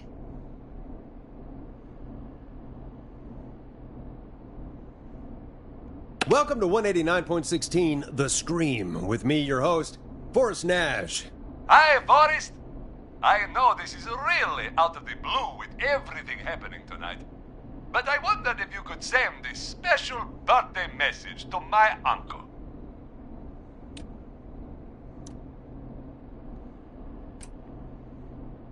You know what? I'd welcome a change of pace. I'd be glad to. Thank you, Forrest. He's my Uncle Ronnie. His first name's Peter, but he never liked his name. But since he always had salt and pepper hair, even as a kid, can you believe it? Folks always called him Pepper. Thanks for the history lesson. Is there anything besides happy birthday you would like to say to Mr. Pepper? Oh my God, damn it! Yes! is here to put his pizza. Starting a job. You son of a bitch! Stop calling us! Sorry, Forrest. Let's just move on. We've already got another caller on the line.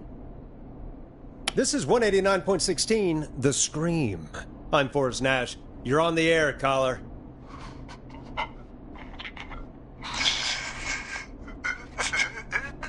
Caller.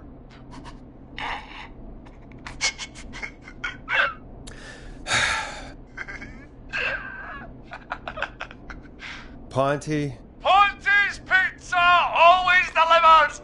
Come rain or sleet or whistling man, we'll be there.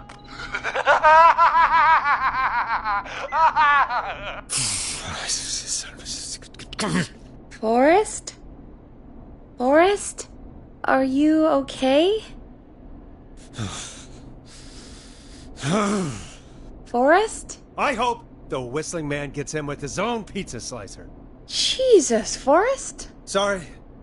That was too much. It's okay. It's been a high-stress night. Don't worry about him anymore, okay? Not for tonight, anyway. I think he's spent for now. We've got another call, whenever you're ready.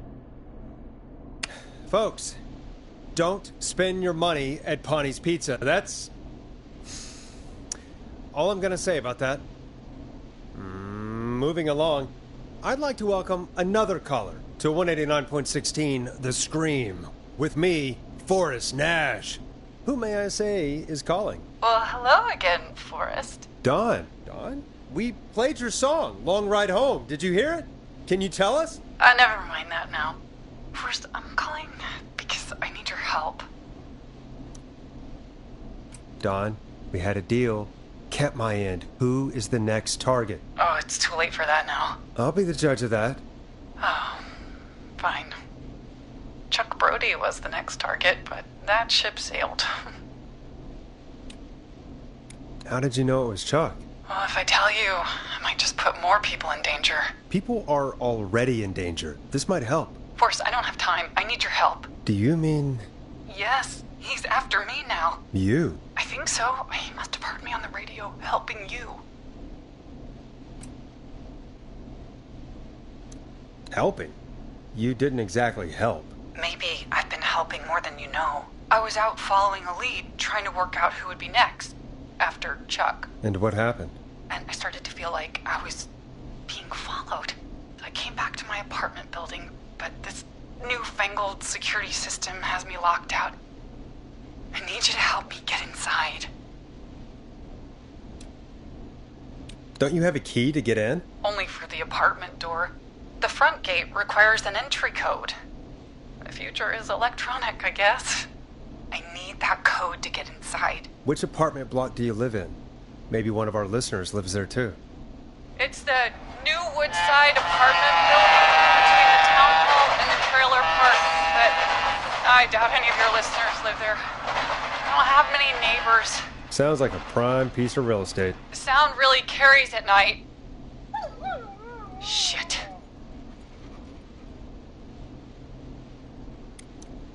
Is that a neighbor's dog? Yes, it is. Boy, I wish he'd muzzle that thing and... Oh. And now he's blasting David Scopo out of his window. This night can't get any... The whistling man. He's coming down the street. I don't think he's seen me yet. Forrest, please. I need your help. I need the code for that security system, or I'm gonna die.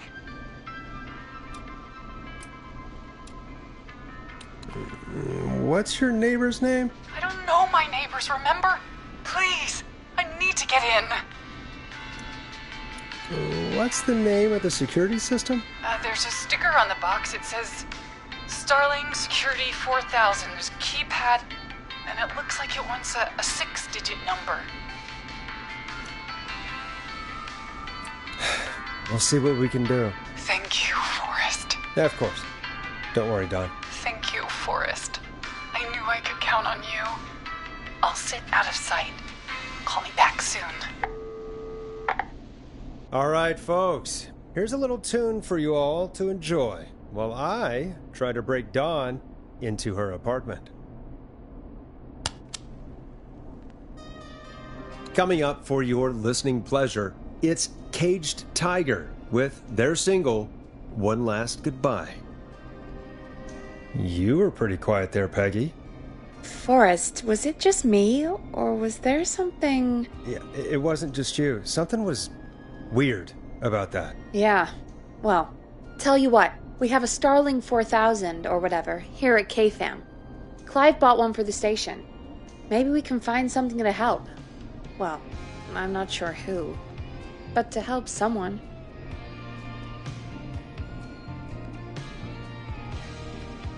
Okay, so she's locked out of the Woodside Apartments, and somewhere, Clive probably has the papers for the Starling 4000.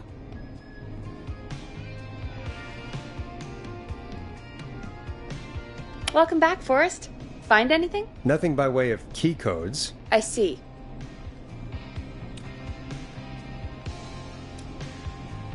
Any ideas, Peggy? Dawn says she's stuck outside the Woodside Apartments with the whistling man nearby. She's locked out because of some new security system. Yeah, the Starling 4000. Right. And we had the same security system delivered here. Clive was going to install it, so check the basement. I'd guess that's where Clive would have stuff like that. Thanks, Peggy. No problem. Don't take too long. Starling 4000. User manual. Ah, these codes should come in handy. Welcome back, Forrest. Find anything? The Starling 4000 security manual. It's got a bunch of codes. Good. And did you find anything else? Nothing, except the manual. All right. Well, I'll get Dawn back on the line then, Forrest. I'll let you take it from here. Thanks, Peggy. When you're ready, shut the music off. Line 1, whenever you're ready. Dawn, are you there? This is Forrest Nash from 189.16, The Scream. Oh, thank God you're back. I've been so afraid. What's the code to the gate?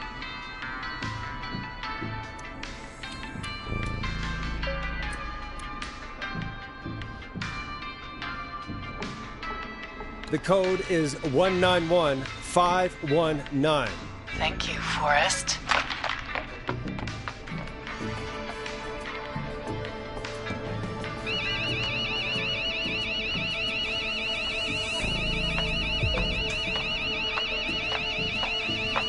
Son of a bitch. Ah!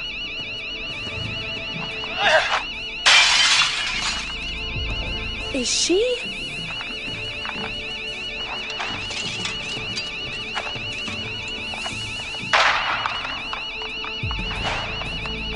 Yeah, stay out! Nobody disrespects the sanctity of the ring. Don't ever come back here again. I'm calling the cops! Thank God. Hello? Is someone there? Ricky, get back inside and turn on the radio. Whoever that was, she was trying to break into the ring. She? Forrest, man, you got no idea. That was him. That was the whistling man. The alarm gave me just enough time to get my rifle. I don't like hurting folk, but I can't let anything happen to Maxie. He's my best friend, you know? Listen, man, I'm heading back inside. Gonna barricade that window. My man, thank you. You and Peggy can skate for free whenever you want, forever. That's a done deal. Thanks, Ricky. Can't wait. You got it. Talk to you soon. Okay, Gallows Creek, here's some music while we process what just happened. So, the whistling man is a woman? I know. I can't believe it. She called up. You spoke to her multiple times. I knew she wasn't right. Is that right, Sherlock? Why do you think she requested that song? To get me outside? Maybe, but how? She didn't know the song was outside to start with. That's right. She never actually attacked me out there. So? What now? I guess I should make an announcement. We do have new info. Okay, kill the music and you can make the announcement. Okay, you're live in 3, 2... Hey folks, this is Forrest Nash here. I hope you're all safely locked inside. For those of you listening to that last call, you might be wondering what to make of it all. Here's our take. We now believe the killer is actually a woman, one who might manipulate you into letting her in before she attacks you.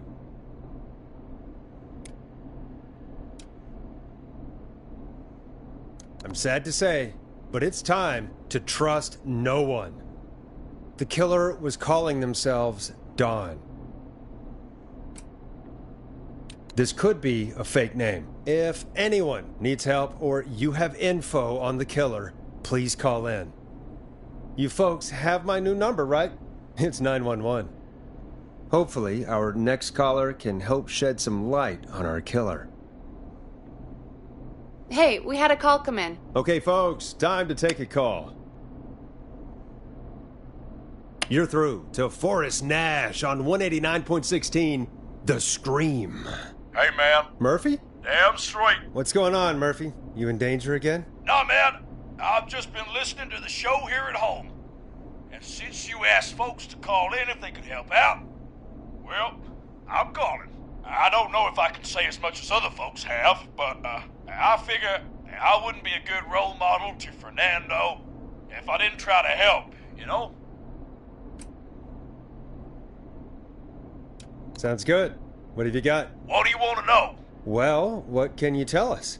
I don't know, really. All right. Well, do you know anything about the death of George Barrow? Absolutely nothing. Okay. What about the killer herself? Herself? Man, I didn't get my ass kicked by a lady. The man I went toe-to-toe with was a man. You heard the last call, right, Murphy?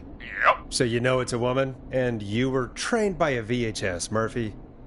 I know, but...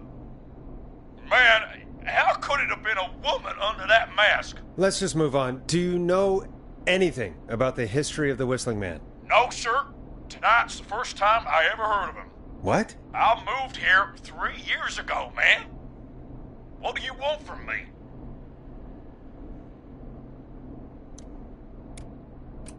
Hey, man, no worries. Just thank you for trying.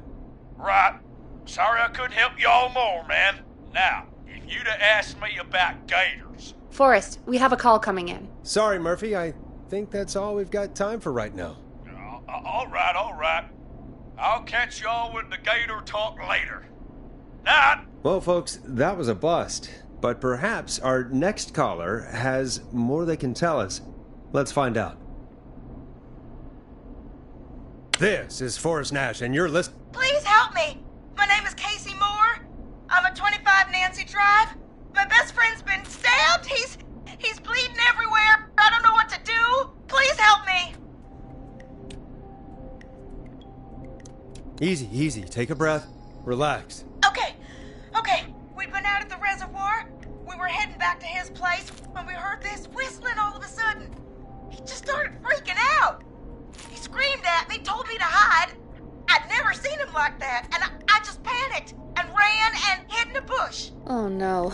Forrest. Then what happened? He went up the road and talked to someone. I couldn't really hear or see anything. It sounded like he might have known the person, and they just stabbed him.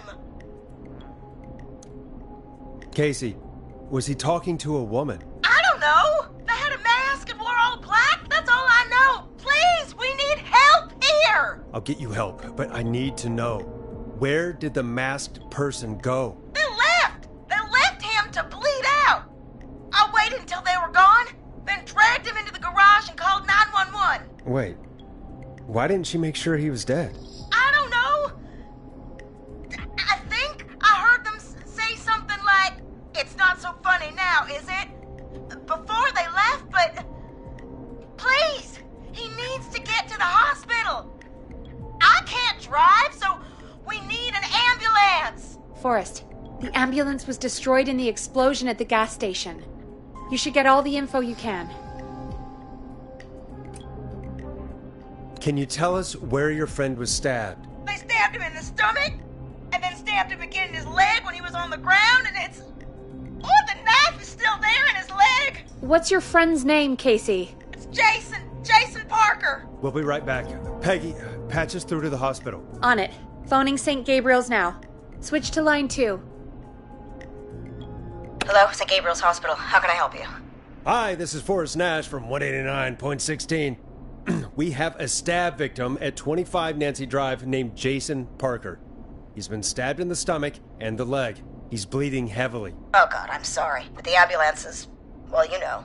I know, but please, we need something, or he's going to die. Forrest, Listen, you're going to have to get him here. We need to see him, and we can't get there ourselves right now. We don't have any way to drive him right now. And even if we did, he's bleeding out fast.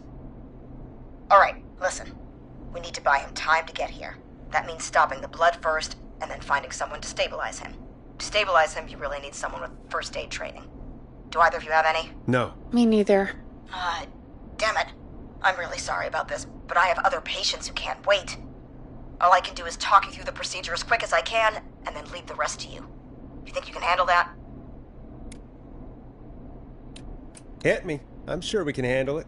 Okay, from the top. If he's bleeding out, then you need to get him comfortable and try to stem the bleeding. Lay him down. Apply continuous pressure directly to the affected areas. When the bleeding slows, get a clean cloth of some kind and hold it over the wounds. Get them comfortable. Apply pressure. Clean cloths when slowed. Got it, I think. You said he was stabbed, right? If the object he was stabbed with is still in him, don't take it out. It's stopping the worst of the bleeding right now. If anything, you should secure it so it stays where it is. I wouldn't have thought of that. It makes sense, though. God, that was a lot of info. But I think we can handle this. Glad you got it so far, because there's more to go.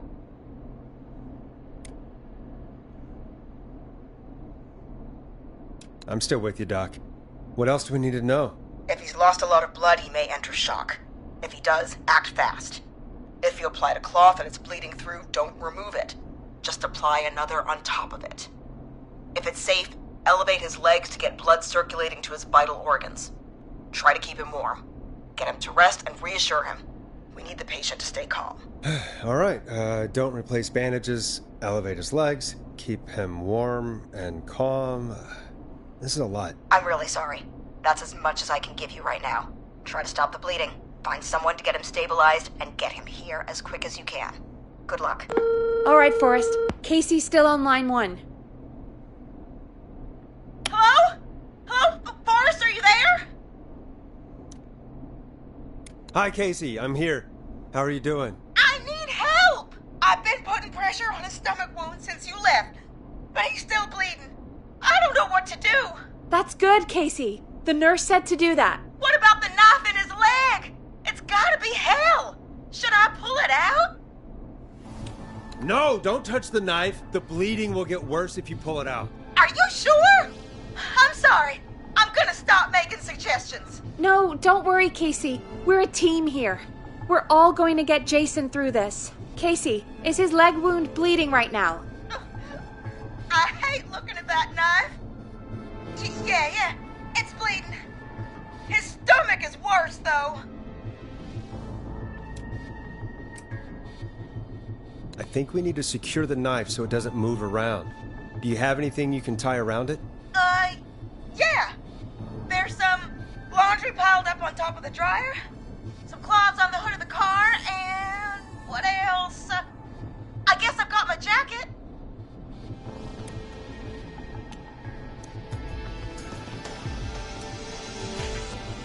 Take the cleaning rags and hold them over the wound. I really hope these are clean.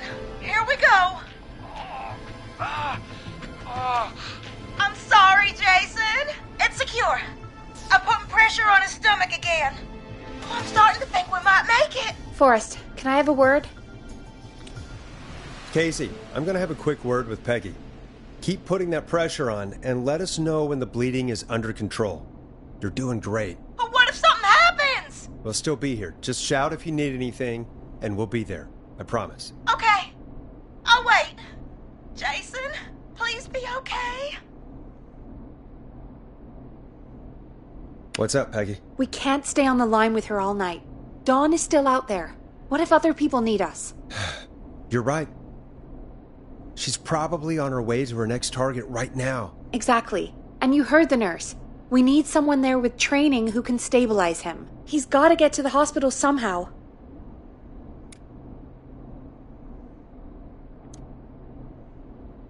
Could somebody nearby help them?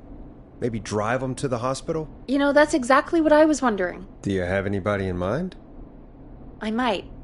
A little before you started working here, KFAM did a mandatory first aid training course. Me and Karen missed it because we were away on a producer getaway. You skipped it, didn't you? Never mind. So, how does KFAM's first aid course help us? Casey said they're at 25 Nancy Drive, right? Yeah? Why? They put up a bunch of cheap houses around there about 10 years ago. So a bunch of people here at the station live around there. Do you think any of them could help Casey and Jason? Probably, but I don't know who lives there.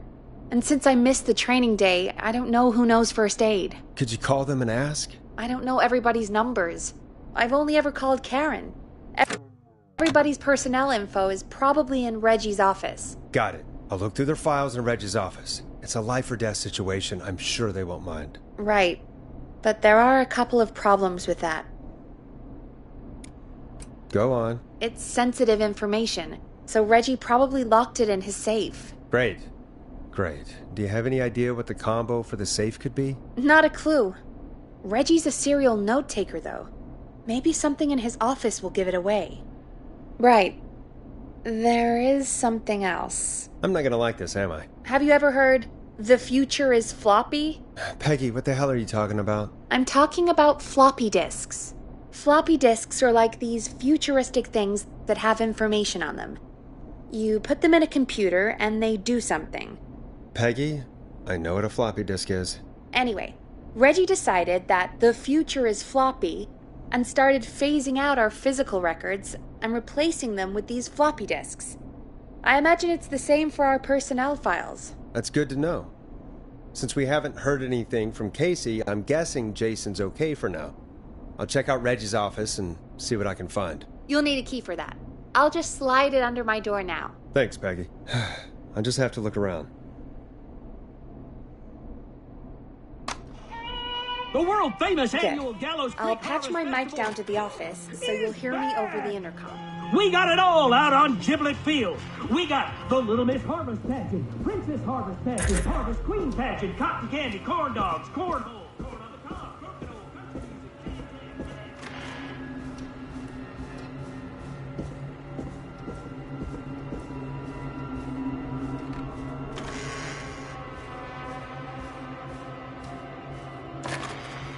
Looks like I need a 4-digit code.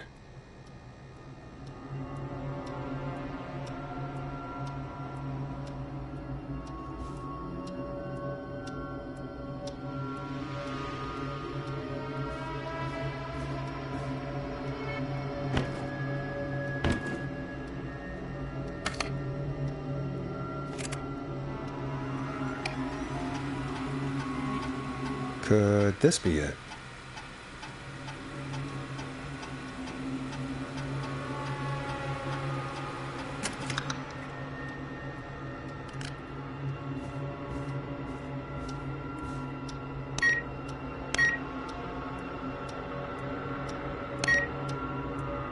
Nice.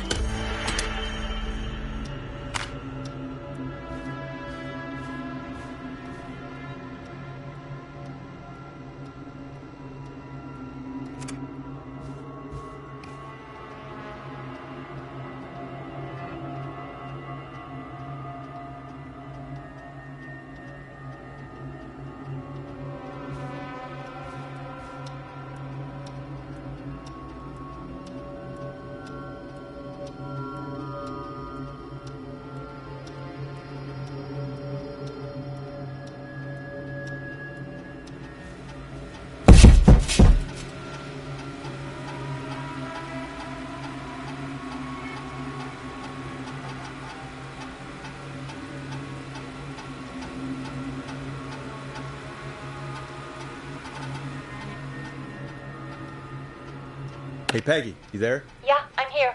Did you find what we need? I think I know who our best bet is to help Casey and Jason. All right, good work. Who should I... Hello? Is anybody there? Please pick up. Casey, I'm here. What's wrong? Jason started going pale. I tried to get him to rest, but he just threw up everywhere. What's happening? What do I do?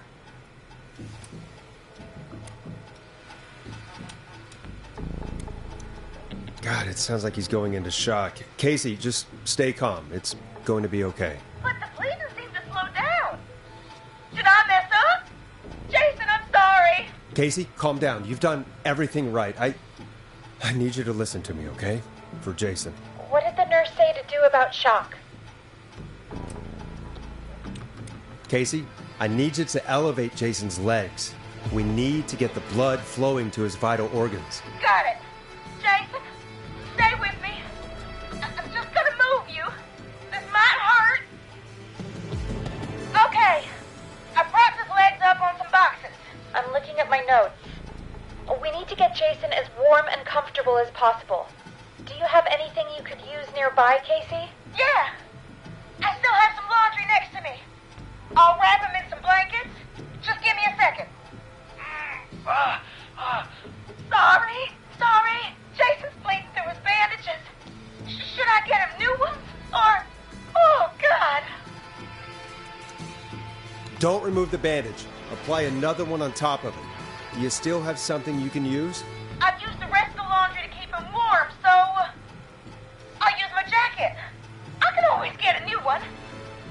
I'll fix his bandage and get him warm. Hold on, please.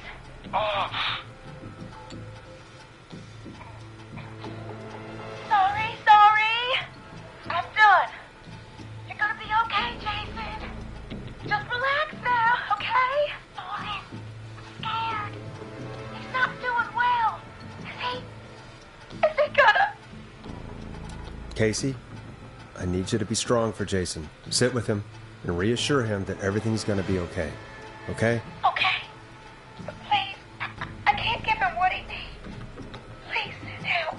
I can't lose him. All right, Forrest, we need to hurry. Jason doesn't sound like he's doing too well. You said you knew who to call earlier? Who was it? We need to call John Hedges. He lives on Nancy Drive. He didn't really participate in the first aid training, but he's a former war medic. He's probably the most trained person we have. Really? I never really spoke to him before. A war medic, huh? Yeah, and according to Reggie's notes, John keeps all of his old equipment at his house. He's something of a hoarder. All right. What's his number? 542-0735. Calling now. Let's hope he picks... Who the hell is this calling me at... What time is it? John, it's Forrest Nash here at KFAM. We have an emergency and we need your help. Forrest, if this is a work emergency, then it can wait until the goddamn morning. Just leave me a note like everybody else. John, no, this is a medical emergency. A man has been stabbed by the Whistling Man, or... Never mind. He's badly hurt, and he's going to die unless we get someone to him now. The Whistling Man? What kind of joke is this? John, we're not kidding. A man is gonna die if we don't help him right now. Seriously, I haven't been called on for over 10 years. Where's the patient? What's his condition? He's at 25 Nancy Drive. I think we got his friend to stem the bleeding, but he's gone into shock. He's passed out right now. You say he was stabbed? Do you know the extent of his injuries? From what we were told, he has 2 major stab wounds. One to the stomach and one to the leg. The knife is still in his leg, and the stomach wound is open. Understood. Let me grab a few supplies and I'll head right over. Damned if he dies on my watch. Thank you, John. We'll let him know you're on your way. Good luck. Hello, Casey. Are you there? How are we doing? Bad. Jason seemed really weak and then just started thrashing. What about now? Is he still thrashing? He's passed out. Please tell me you found someone to help. Casey, help is on the way. My colleague will be there soon. You hear that, Jason? Someone is coming. You're gonna be just fine. Just hold on for me, okay? Just hold on. Come on. Hello, Casey. This is John Hedges. I'm here about Jason. Please let me in. I'm guessing that's Jason there. Casey, I'm gonna need your help. Forrest, Peggy, don't you two worry. We've got this from here. Okay. Forrest, we'll call you back later. I have to go now. Good luck, everyone. God, I hope he's gonna be all right. And with that, the show moves on. We're sending our best wishes to Jason. Well, after all that excitement, I think we could use some music. Come back upstairs when you're ready.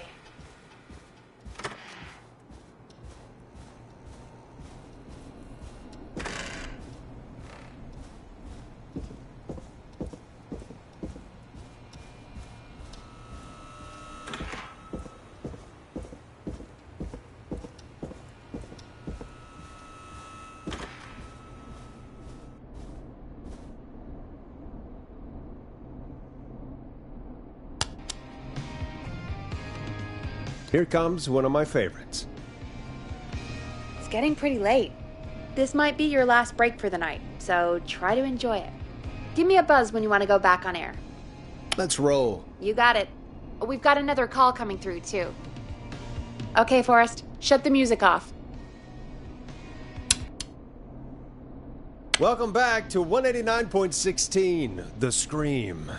I believe we have another caller on the line. How are you tonight, caller?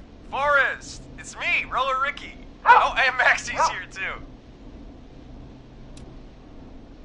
Good to hear from you again. How are you both doing? Oh, we're good, man, thanks to you. You're like our guardian angel. That wouldn't be a bad look for you, Forrest. A little White Wing Halo number? Maybe something for the K-Fam Halloween party. All right, everyone, let's calm down. Ricky, I'm just glad we could help you and Maxie. Is there anything else we can help you with, Ricky? Actually, I think I have some info that might help you. All right. I'm waiting. You see, man, me and Jason know each other. You know each other? Yeah, we went to Gallows High and played on the football team together. He was a gnarly offensive linesman, and I was our star wide receiver. Runner Ricky, they called me.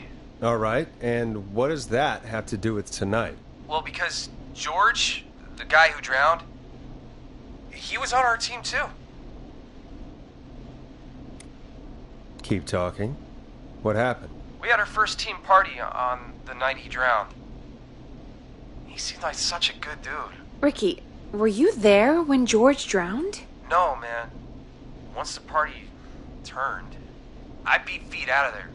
Man, I remember George and his girl there.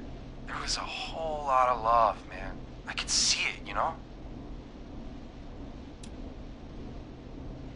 Ricky, listen, this is very important. I need to know everything about her. I didn't really know her before, or see her after that. I never even got her name, man. I just remember he called her Bean. Then what did she look like? Please, tell us anything you remember. I just remember a pretty girl, man. I'm sorry. Ricky, you said the party didn't last long. What happened? We were just having a good time, and then the next thing I knew, everyone was running for their life. I looked up and saw that goddamn whistling man in the trees. And I never ran so fast in my life. I ran straight home. Didn't know about George until next morning at school. I'm guessing it was whistling night, wasn't it? That the whistling man was just another kid. Yeah. I don't know how George died, but I always felt like if anyone deserved to die that night, it should have been me. And Ricky, it wasn't your fault. You're not a bad person. I know that now, ma'am. It took a long time to learn, but yeah, just thought I'd tell you all what I know. Thank you, Ricky. This helps. Thank you. You got it, man. Anyway, I think it's time for me and Maxie to free up your phone lines. Thanks for listening, man. I'll let you to it. Night, Ricky. All right, folks.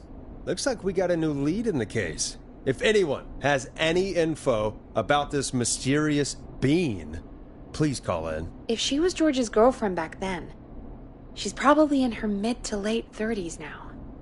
Huh.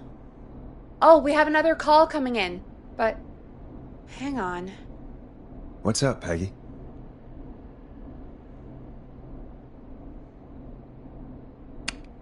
Peggy? You're gonna want to take this call off the air. Who is it? Just do it. Alright, folks, it's time for another track. Here's one to help you sit back and relax. We'll be right back after this. I hope this is good news, Peggy. Who have we got? Find out for yourself on line 1. Hello? Forrest, I'm glad I got back through to you. Sounds like it's been a busy night, huh? Surprise! It's Leslie, our 911 operator, leading the charge from Henderson to come save us. It's so good to hear from you. Are you okay? We're doing okay. Sarah and I are both happy to be headed back home. We're happy to have you too. Wait, Sarah? Oh, yeah, I mean Deputy Martinez. Anyway, we got back into radio range a little while ago. We've been listening in, but haven't been able to get through until now. Ever since you found Sheriff Matthews, it's only gotten worse. It's been a long night. Well, it shouldn't be too much longer now. I'm glad I got through to you. I wanted to let you all know what's going on. I made it to Henderson. Turns out somebody had cut the phone lines, and they had no idea what was happening. After I told them, well, their sheriff sent a goddamn squad back with me to stop this. That's great news! That's crazy about the phone lines, though. Do you think the Whistling Man cut them? I'm guessing so. I don't know how the Whistling Man did it. But that doesn't matter right now. Listen, we're coming in hot, but we need your help. I know Gallows Creek isn't a big town, but if we don't know where the Whistling Man is, we can't get him. Her. That's where you come in. You can count on us. What do you need? It might be a long shot, but here goes. The Whistling Man already called up a few times. I bet she calls again. We're still a little ways out of town, so if she calls, stall her. Buy as much time as you can for us to get in. And while you're talking to her, try to figure out where she is. We'll be listening in, so once her location is known, we'll head straight there and end this nightmare. I'll do my best. I know you will. Heck, I can see the headlines now. Forrest Nash's interview of a lifetime. Anyway, I'll radio the other cars and tell them the plan is a go. Hopefully the next time I see you, it'll be with our killer behind bars. Take care now. We'll see you soon, Leslie. Oh, thank God. It sounds like this is almost over. We're nearly through this. I hope you're right. The sooner this is over, the better. I am right. Trust me. Anyway, we should get you back on air. Taking callers is the only way to see this through. When you're ready, shut the music off. Bringing you back live now. Welcome back to The Scream with me, Forrest Nash. The line is lit up, but before I get to our next caller, I just want to say, things are looking up. It's almost over, but for now, let's bring in our next caller. Evening, caller. This is Forrest Nash. Hello, Forrest. This is John Hedges. I'm here with Casey. I wanted to give you an update on Jason. John! Is he gonna be okay? He's a fighter. He'll be fine. We've got him stabilized and resting in a bed. We're preparing to move him to the hospital. Thank you so much. If you hadn't been there, then... God, I don't even want to think about what would have happened. Of course, Casey. We're just happy he's okay. John, Casey, you two did all the work. Tell Jason to get well soon from us, whenever he's up for it. Well, why don't you tell him yourself? Is this Forrest? Jason! We meet at last. It's good to hear you, Jason. How are you? Oh, well, I've got a hole in my stomach, and there's a knife in my leg, but John gave me something to take the edge off. So, I might feel even better than either of you.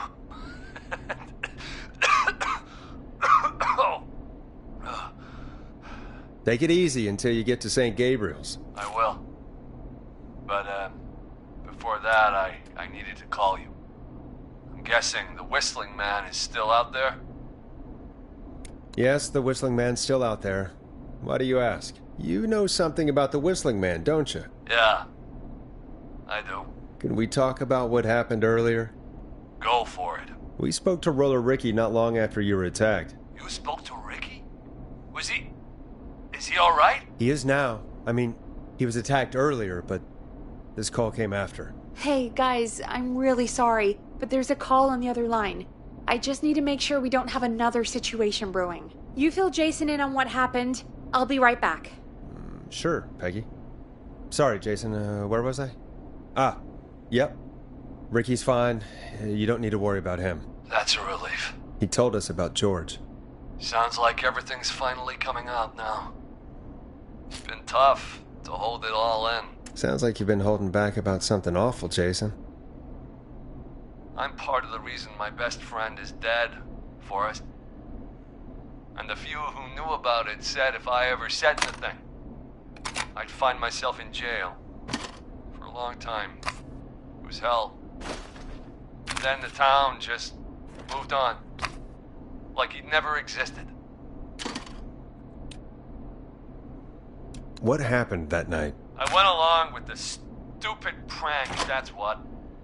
Whistling night. Some of the guys on the football team had an idea for a way we could haze the newcomers. We decided to plan a party in the woods and have the Whistling Man crash it. It was stupid. We each had a role. I was the stabbed friend. At the party that night, I left the group for a second. Met our Whistling Man. Pretended to get stabbed in front of everyone. Started an almighty panic. Those screams. That was the last time I saw or heard George alive.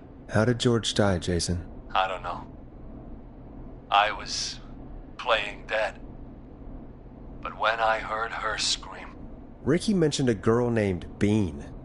Is that who you mean? Bean? Oh, yeah. I guess George did call her that. Yeah. He called her Bean. I heard her again tonight, Forrest. Her name was... What? What happened? Are we still on air? No, we're not. Seems like the power is completely gone. How do we get it back on? I don't, we can use the emergency generator down in the basement. Reggie picked it up a while ago in case we ever needed to do an emergency broadcast. An emergency broadcast? Emergency? You know, nuclear war, alien attack, broadcasting a serial killer's location to the cops so we can end this nightmare. Fair point!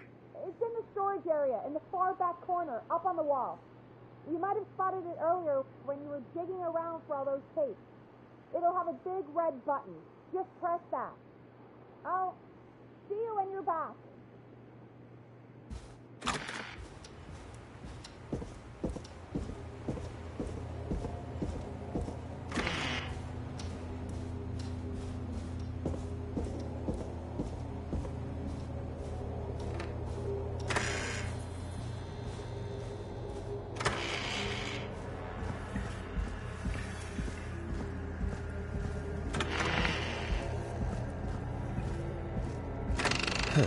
Far back corner. Why is this station so big?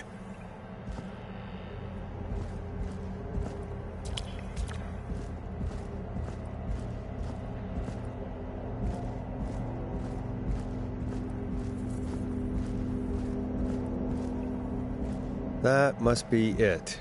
Boom! We've got power.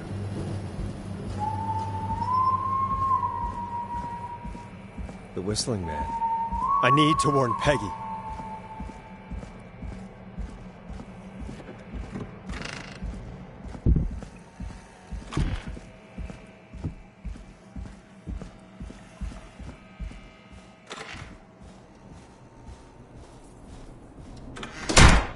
What the hell?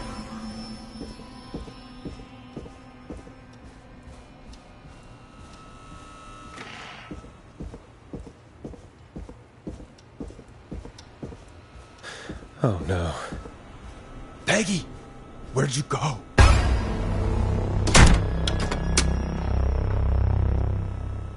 No way. This can't be happening.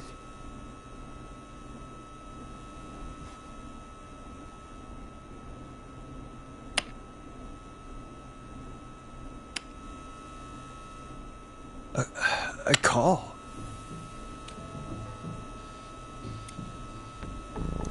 Where's Peggy, Don? Have some patience, Forrest. It's almost the end of the night. Almost the end of the show. But it's not over just yet. Got a little time still.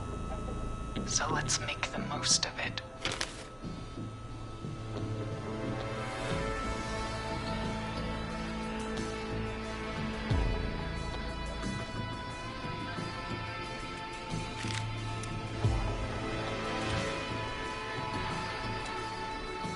What do you mean? Make the most of it how? Well... Huh? I thought we'd end tonight's Whistling Man special with a special guest. The one who started it all. Let me take that out of your mouth and... You crazy bitch! Let me go! Welcome to the air, Mr. Teddy Gallows Jr. Wait. It's all gonna come out tonight, Teddy. Your daddy and his money saved you 20 years ago. But even if you crawled out of his coffin with all the money in the world... Wait, where the hell is Teddy? How are you talking to him if you're here with me? Because I'm not there with you, Forrest. I'm here with Teddy. And if he says where that is, well, he knows he'll get it. I can see you. You're standing right in front of me. Oh, I get it. You're wondering who's there in the station with you. Forrest Nash, let me introduce you and all of Gallows Creek to my boy, Henry Barrow. Hi, Henry. Nice to meet you. Don't mind him. He's just shy. So there were 2 whistling men tonight. Of course. That explains how you were always able to get around town so quickly. And that's how you escaped the secret archives in the newspaper office. Don't think I've forgotten about that, Forrest. Locking my sweet boy away like an animal. And Murphy, he was right, wasn't he? He did fight a man. He did.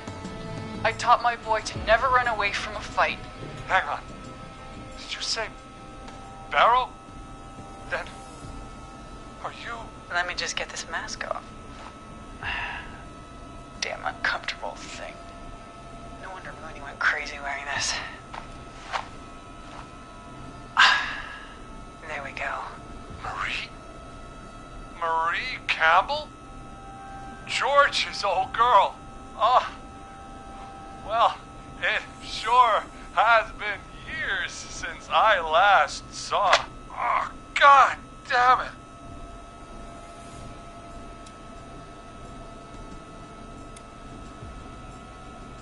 Marie Campbell. So, not Dawn, huh? No, not Dawn. What are you going to... Everyone's gonna know now what Teddy did. He killed George that night. This night. 20 years ago. Listen to me. You... You're gonna talk when I talk to you. And not a moment before. Meanwhile, Forrest, I'm gonna give you the chance to talk. You're gonna help me reveal what really happened to George all those years ago. Okay, Marie. I'll do it. Good. Then let's talk about the night George was murdered. Murdered? Listen, I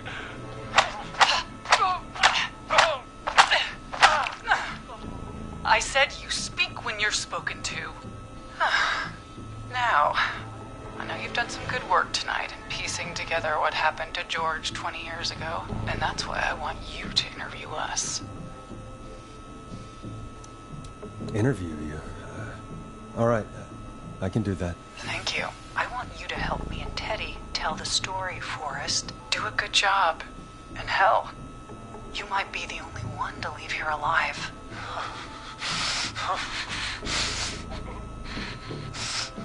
I need to drag this out. If I can buy Leslie time to get back to Gallows Creek, and if I can find out where Marie is, then this can end. Teddy, we'll start with you. Just, talk me through what happened that night. How did it start? How would I know? It was 20 years ago.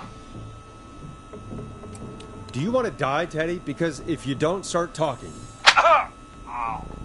What the hell?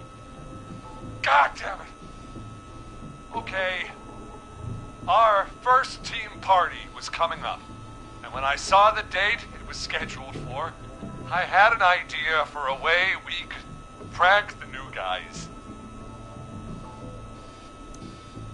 I understand that kids in Gallows Creek know tonight as Whistling Night. I'm guessing that's what you mean? Well, we didn't have a name for it then. It was just the night that Mooney went missing. But Whistling Night is what they'd call it later. Wait. You mean this was the first Whistling Night? Keep talking, Teddy. We went up near Whistling Point. God, who was there? Me, Jason, and George, of course. But George didn't come alone. He brought Marie. And Roller Ricky. He was there too, wasn't he? Yes, Ricky was there too. Runner Ricky, our wide receiver. I helped him off the bottle, you know. Because I'm a decent man. Is that so? Yes, it is. He came apart one day. Some people do. He had some issues. Wasn't stable. I didn't want him to hurt his chances in life. So, I helped him keep himself together. You were afraid he would talk about that night, weren't you? Keep talking. About midway through the night, we put the prank into action. We looked up at the trees and saw Jason there, bloody, like he'd just been stabbed. And the Whistling Man, screaming. George and I and Ricky, we got left behind. But Ricky was in on it too. I know he was. He and Teddy were as close as anybody. Teddy must have told him the plan. No, Marie, you're wrong. Ricky didn't know. What? Did you miss that part of the broadcast? I spoke to him earlier. He had no idea what was happening. He said he was as terrified as anybody. Isn't that right, Teddy? You didn't tell him, did you? Ricky never could keep his mouth shut. If we told him, he would have given everything away. But well, it doesn't matter. He didn't run his mouth enough to tell anybody about it afterwards. He's still guilty. It was just a stupid prank. How can you still say it was just a prank? Oh, come on. Oh, God. Damn it. You made George think Jason had been murdered. He thought his best friend was dead. And so tonight you stabbed him for real? It's the role he wanted to play. Jason's still alive, Marie. He was with a friend. We talked her through how to stop the bleeding and got him professional help just in time. Oh. Well, shame he didn't have the good sense to die earlier. He's gonna regret that. Enough about him. Me and George took off running, but somehow we got separated in the woods. I ended up near the bottom of Whistling Point, and when I noticed George wasn't with me, I panicked. And then, I don't know how he snuck up on me, but the Whistling Man grabs me. I scream, and he starts laughing, telling me it's just a joke. I could stall for time here. Who was it, Marie? Who was the Whistling Man? I suddenly recognized it was Chuck. Chuck Brody was the Whistling Man, laughing away. But then he stops, and he's looking up at the top of Whistling Point. What was he looking at? Teddy, what happened next? Nothing. It was just... Teddy? George fell off Whistling Point. How do you know what happened? I saw it. You pushed him. You were up there. You were dressed as the Whistling Man, too, and... I didn't push him, God damn it! I just chased him up there, and he kept backing up. When I saw he was about to go over, I reached out. That's what you saw. You liar. It's not my fault. He didn't know it was a joke. If he'd had any brains, he would have realized. You bitch.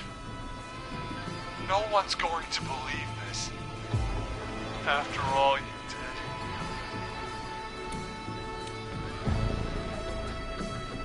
did. If she's lying, then why the cover-up? My future was at stake, Nash. You know what it's like. People like us are bred for bigger things. I'm going to be the mayor of this town, Forrest. And then governor. And then, who knows? What happened that night was tragic. It should never have happened. But it was a mistake. It was just a stupid joke gone wrong. So my father sent Clive out to clean it up. Why should a blip ruin my future? George was a blip? He wasn't a blip, Marie. His father covered it up from there. I searched for George's body all night, but Sandra found him the next morning while out jazz running. she found him in the river, but she lied about that to protect Teddy. She said something about her rent going up, unless she... Teddy, did your father own Sandra Sharp's dance studio? It's Gallows Creek, not Sharp Creek. I'd answer the question if I were you, Teddy. Yes, okay. We own most of the town. That's it then. Your father was going to run her out of business, unless she lied and said she found him in the reservoir instead of the river. What my father did in his business dealings is nothing to do with me. The false reports.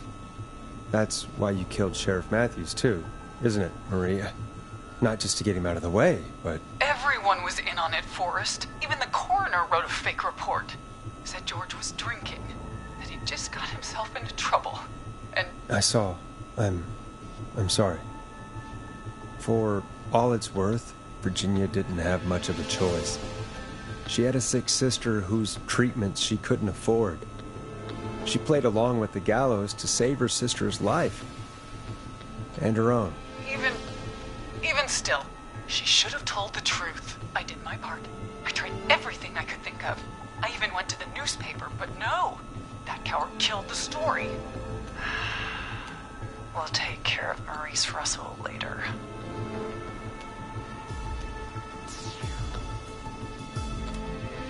You've been through hell, Marie. I'm sorry. You've got no idea. Never should have started. You shouldn't have pushed my George on the cliff. He should have been punished. He's coming to a stop. At least for now. Here, where George and I first met, before he joined the football team. It was right after he shot the winning throw. Wait a sec. Gallows Creek High, in the gymnasium. That's right, Forrest. Not that it matters, but yes, we're here. Anyway, I think that about wraps up the interview with Teddy. So... Marie? Where? Oh my god. Peggy! Teddy? You gotta help me. Quiet.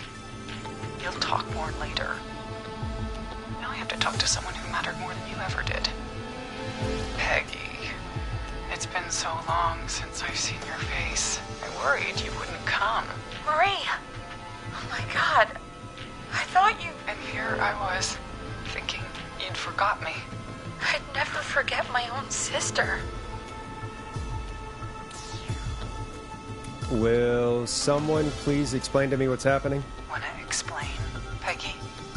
Earlier, while you were speaking to Jason, I got a call. Do you remember? Well, it was from Dawn. She said that my sister Marie was there that night George died, and that I should come to the gym for a reunion. And when you walked in, you found out. That my sister is the Whistling Man. Good to see you too, Peggy. Why didn't you tell me any of this? She said that it was my last chance to see my sister. I knew if I told you, you'd try to stop me or come with me when we need you on the radio. And I just... You should have said something. You should have told me. I know, okay? I should have. But I didn't imagine this situation then, so just... What happened to you, Marie? You just disappeared one day. Disappeared? I was thrown out, Peggy. I begged Mom and Dad to do something about what happened that night, but did they care? No, they told me to stay quiet. They only cared when they learned I'd been with George, and Marie, I'm so sorry. I never knew. It's not your fault. Really, it's Mom and Dad I should be seeing right now. But since they're dead and gone, well, I'll have to settle for the next best thing.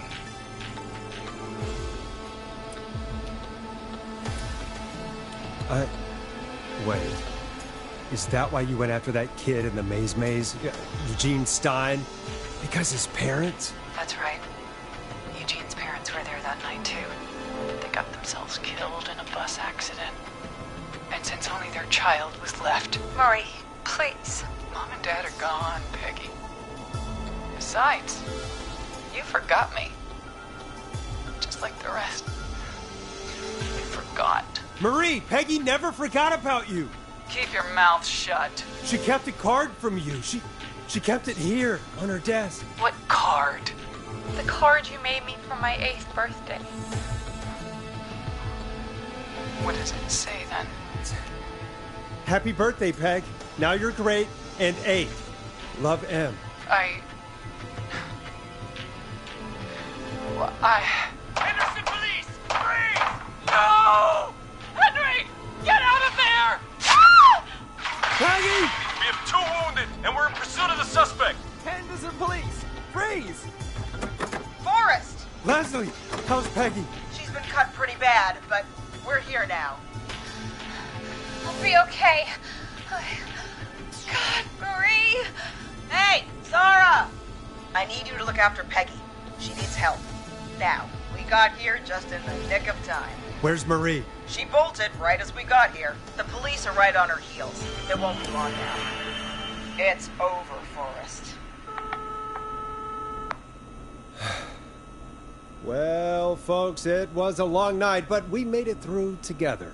I'm gonna head off to go check on Peggy. This has been Forrest Nash.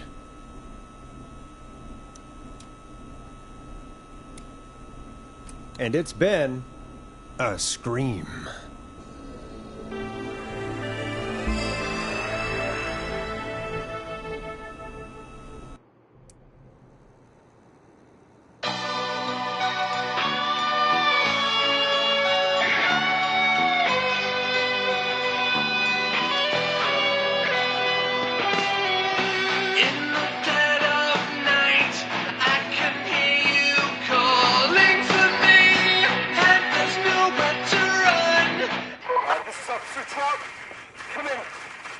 Suspect is in custody.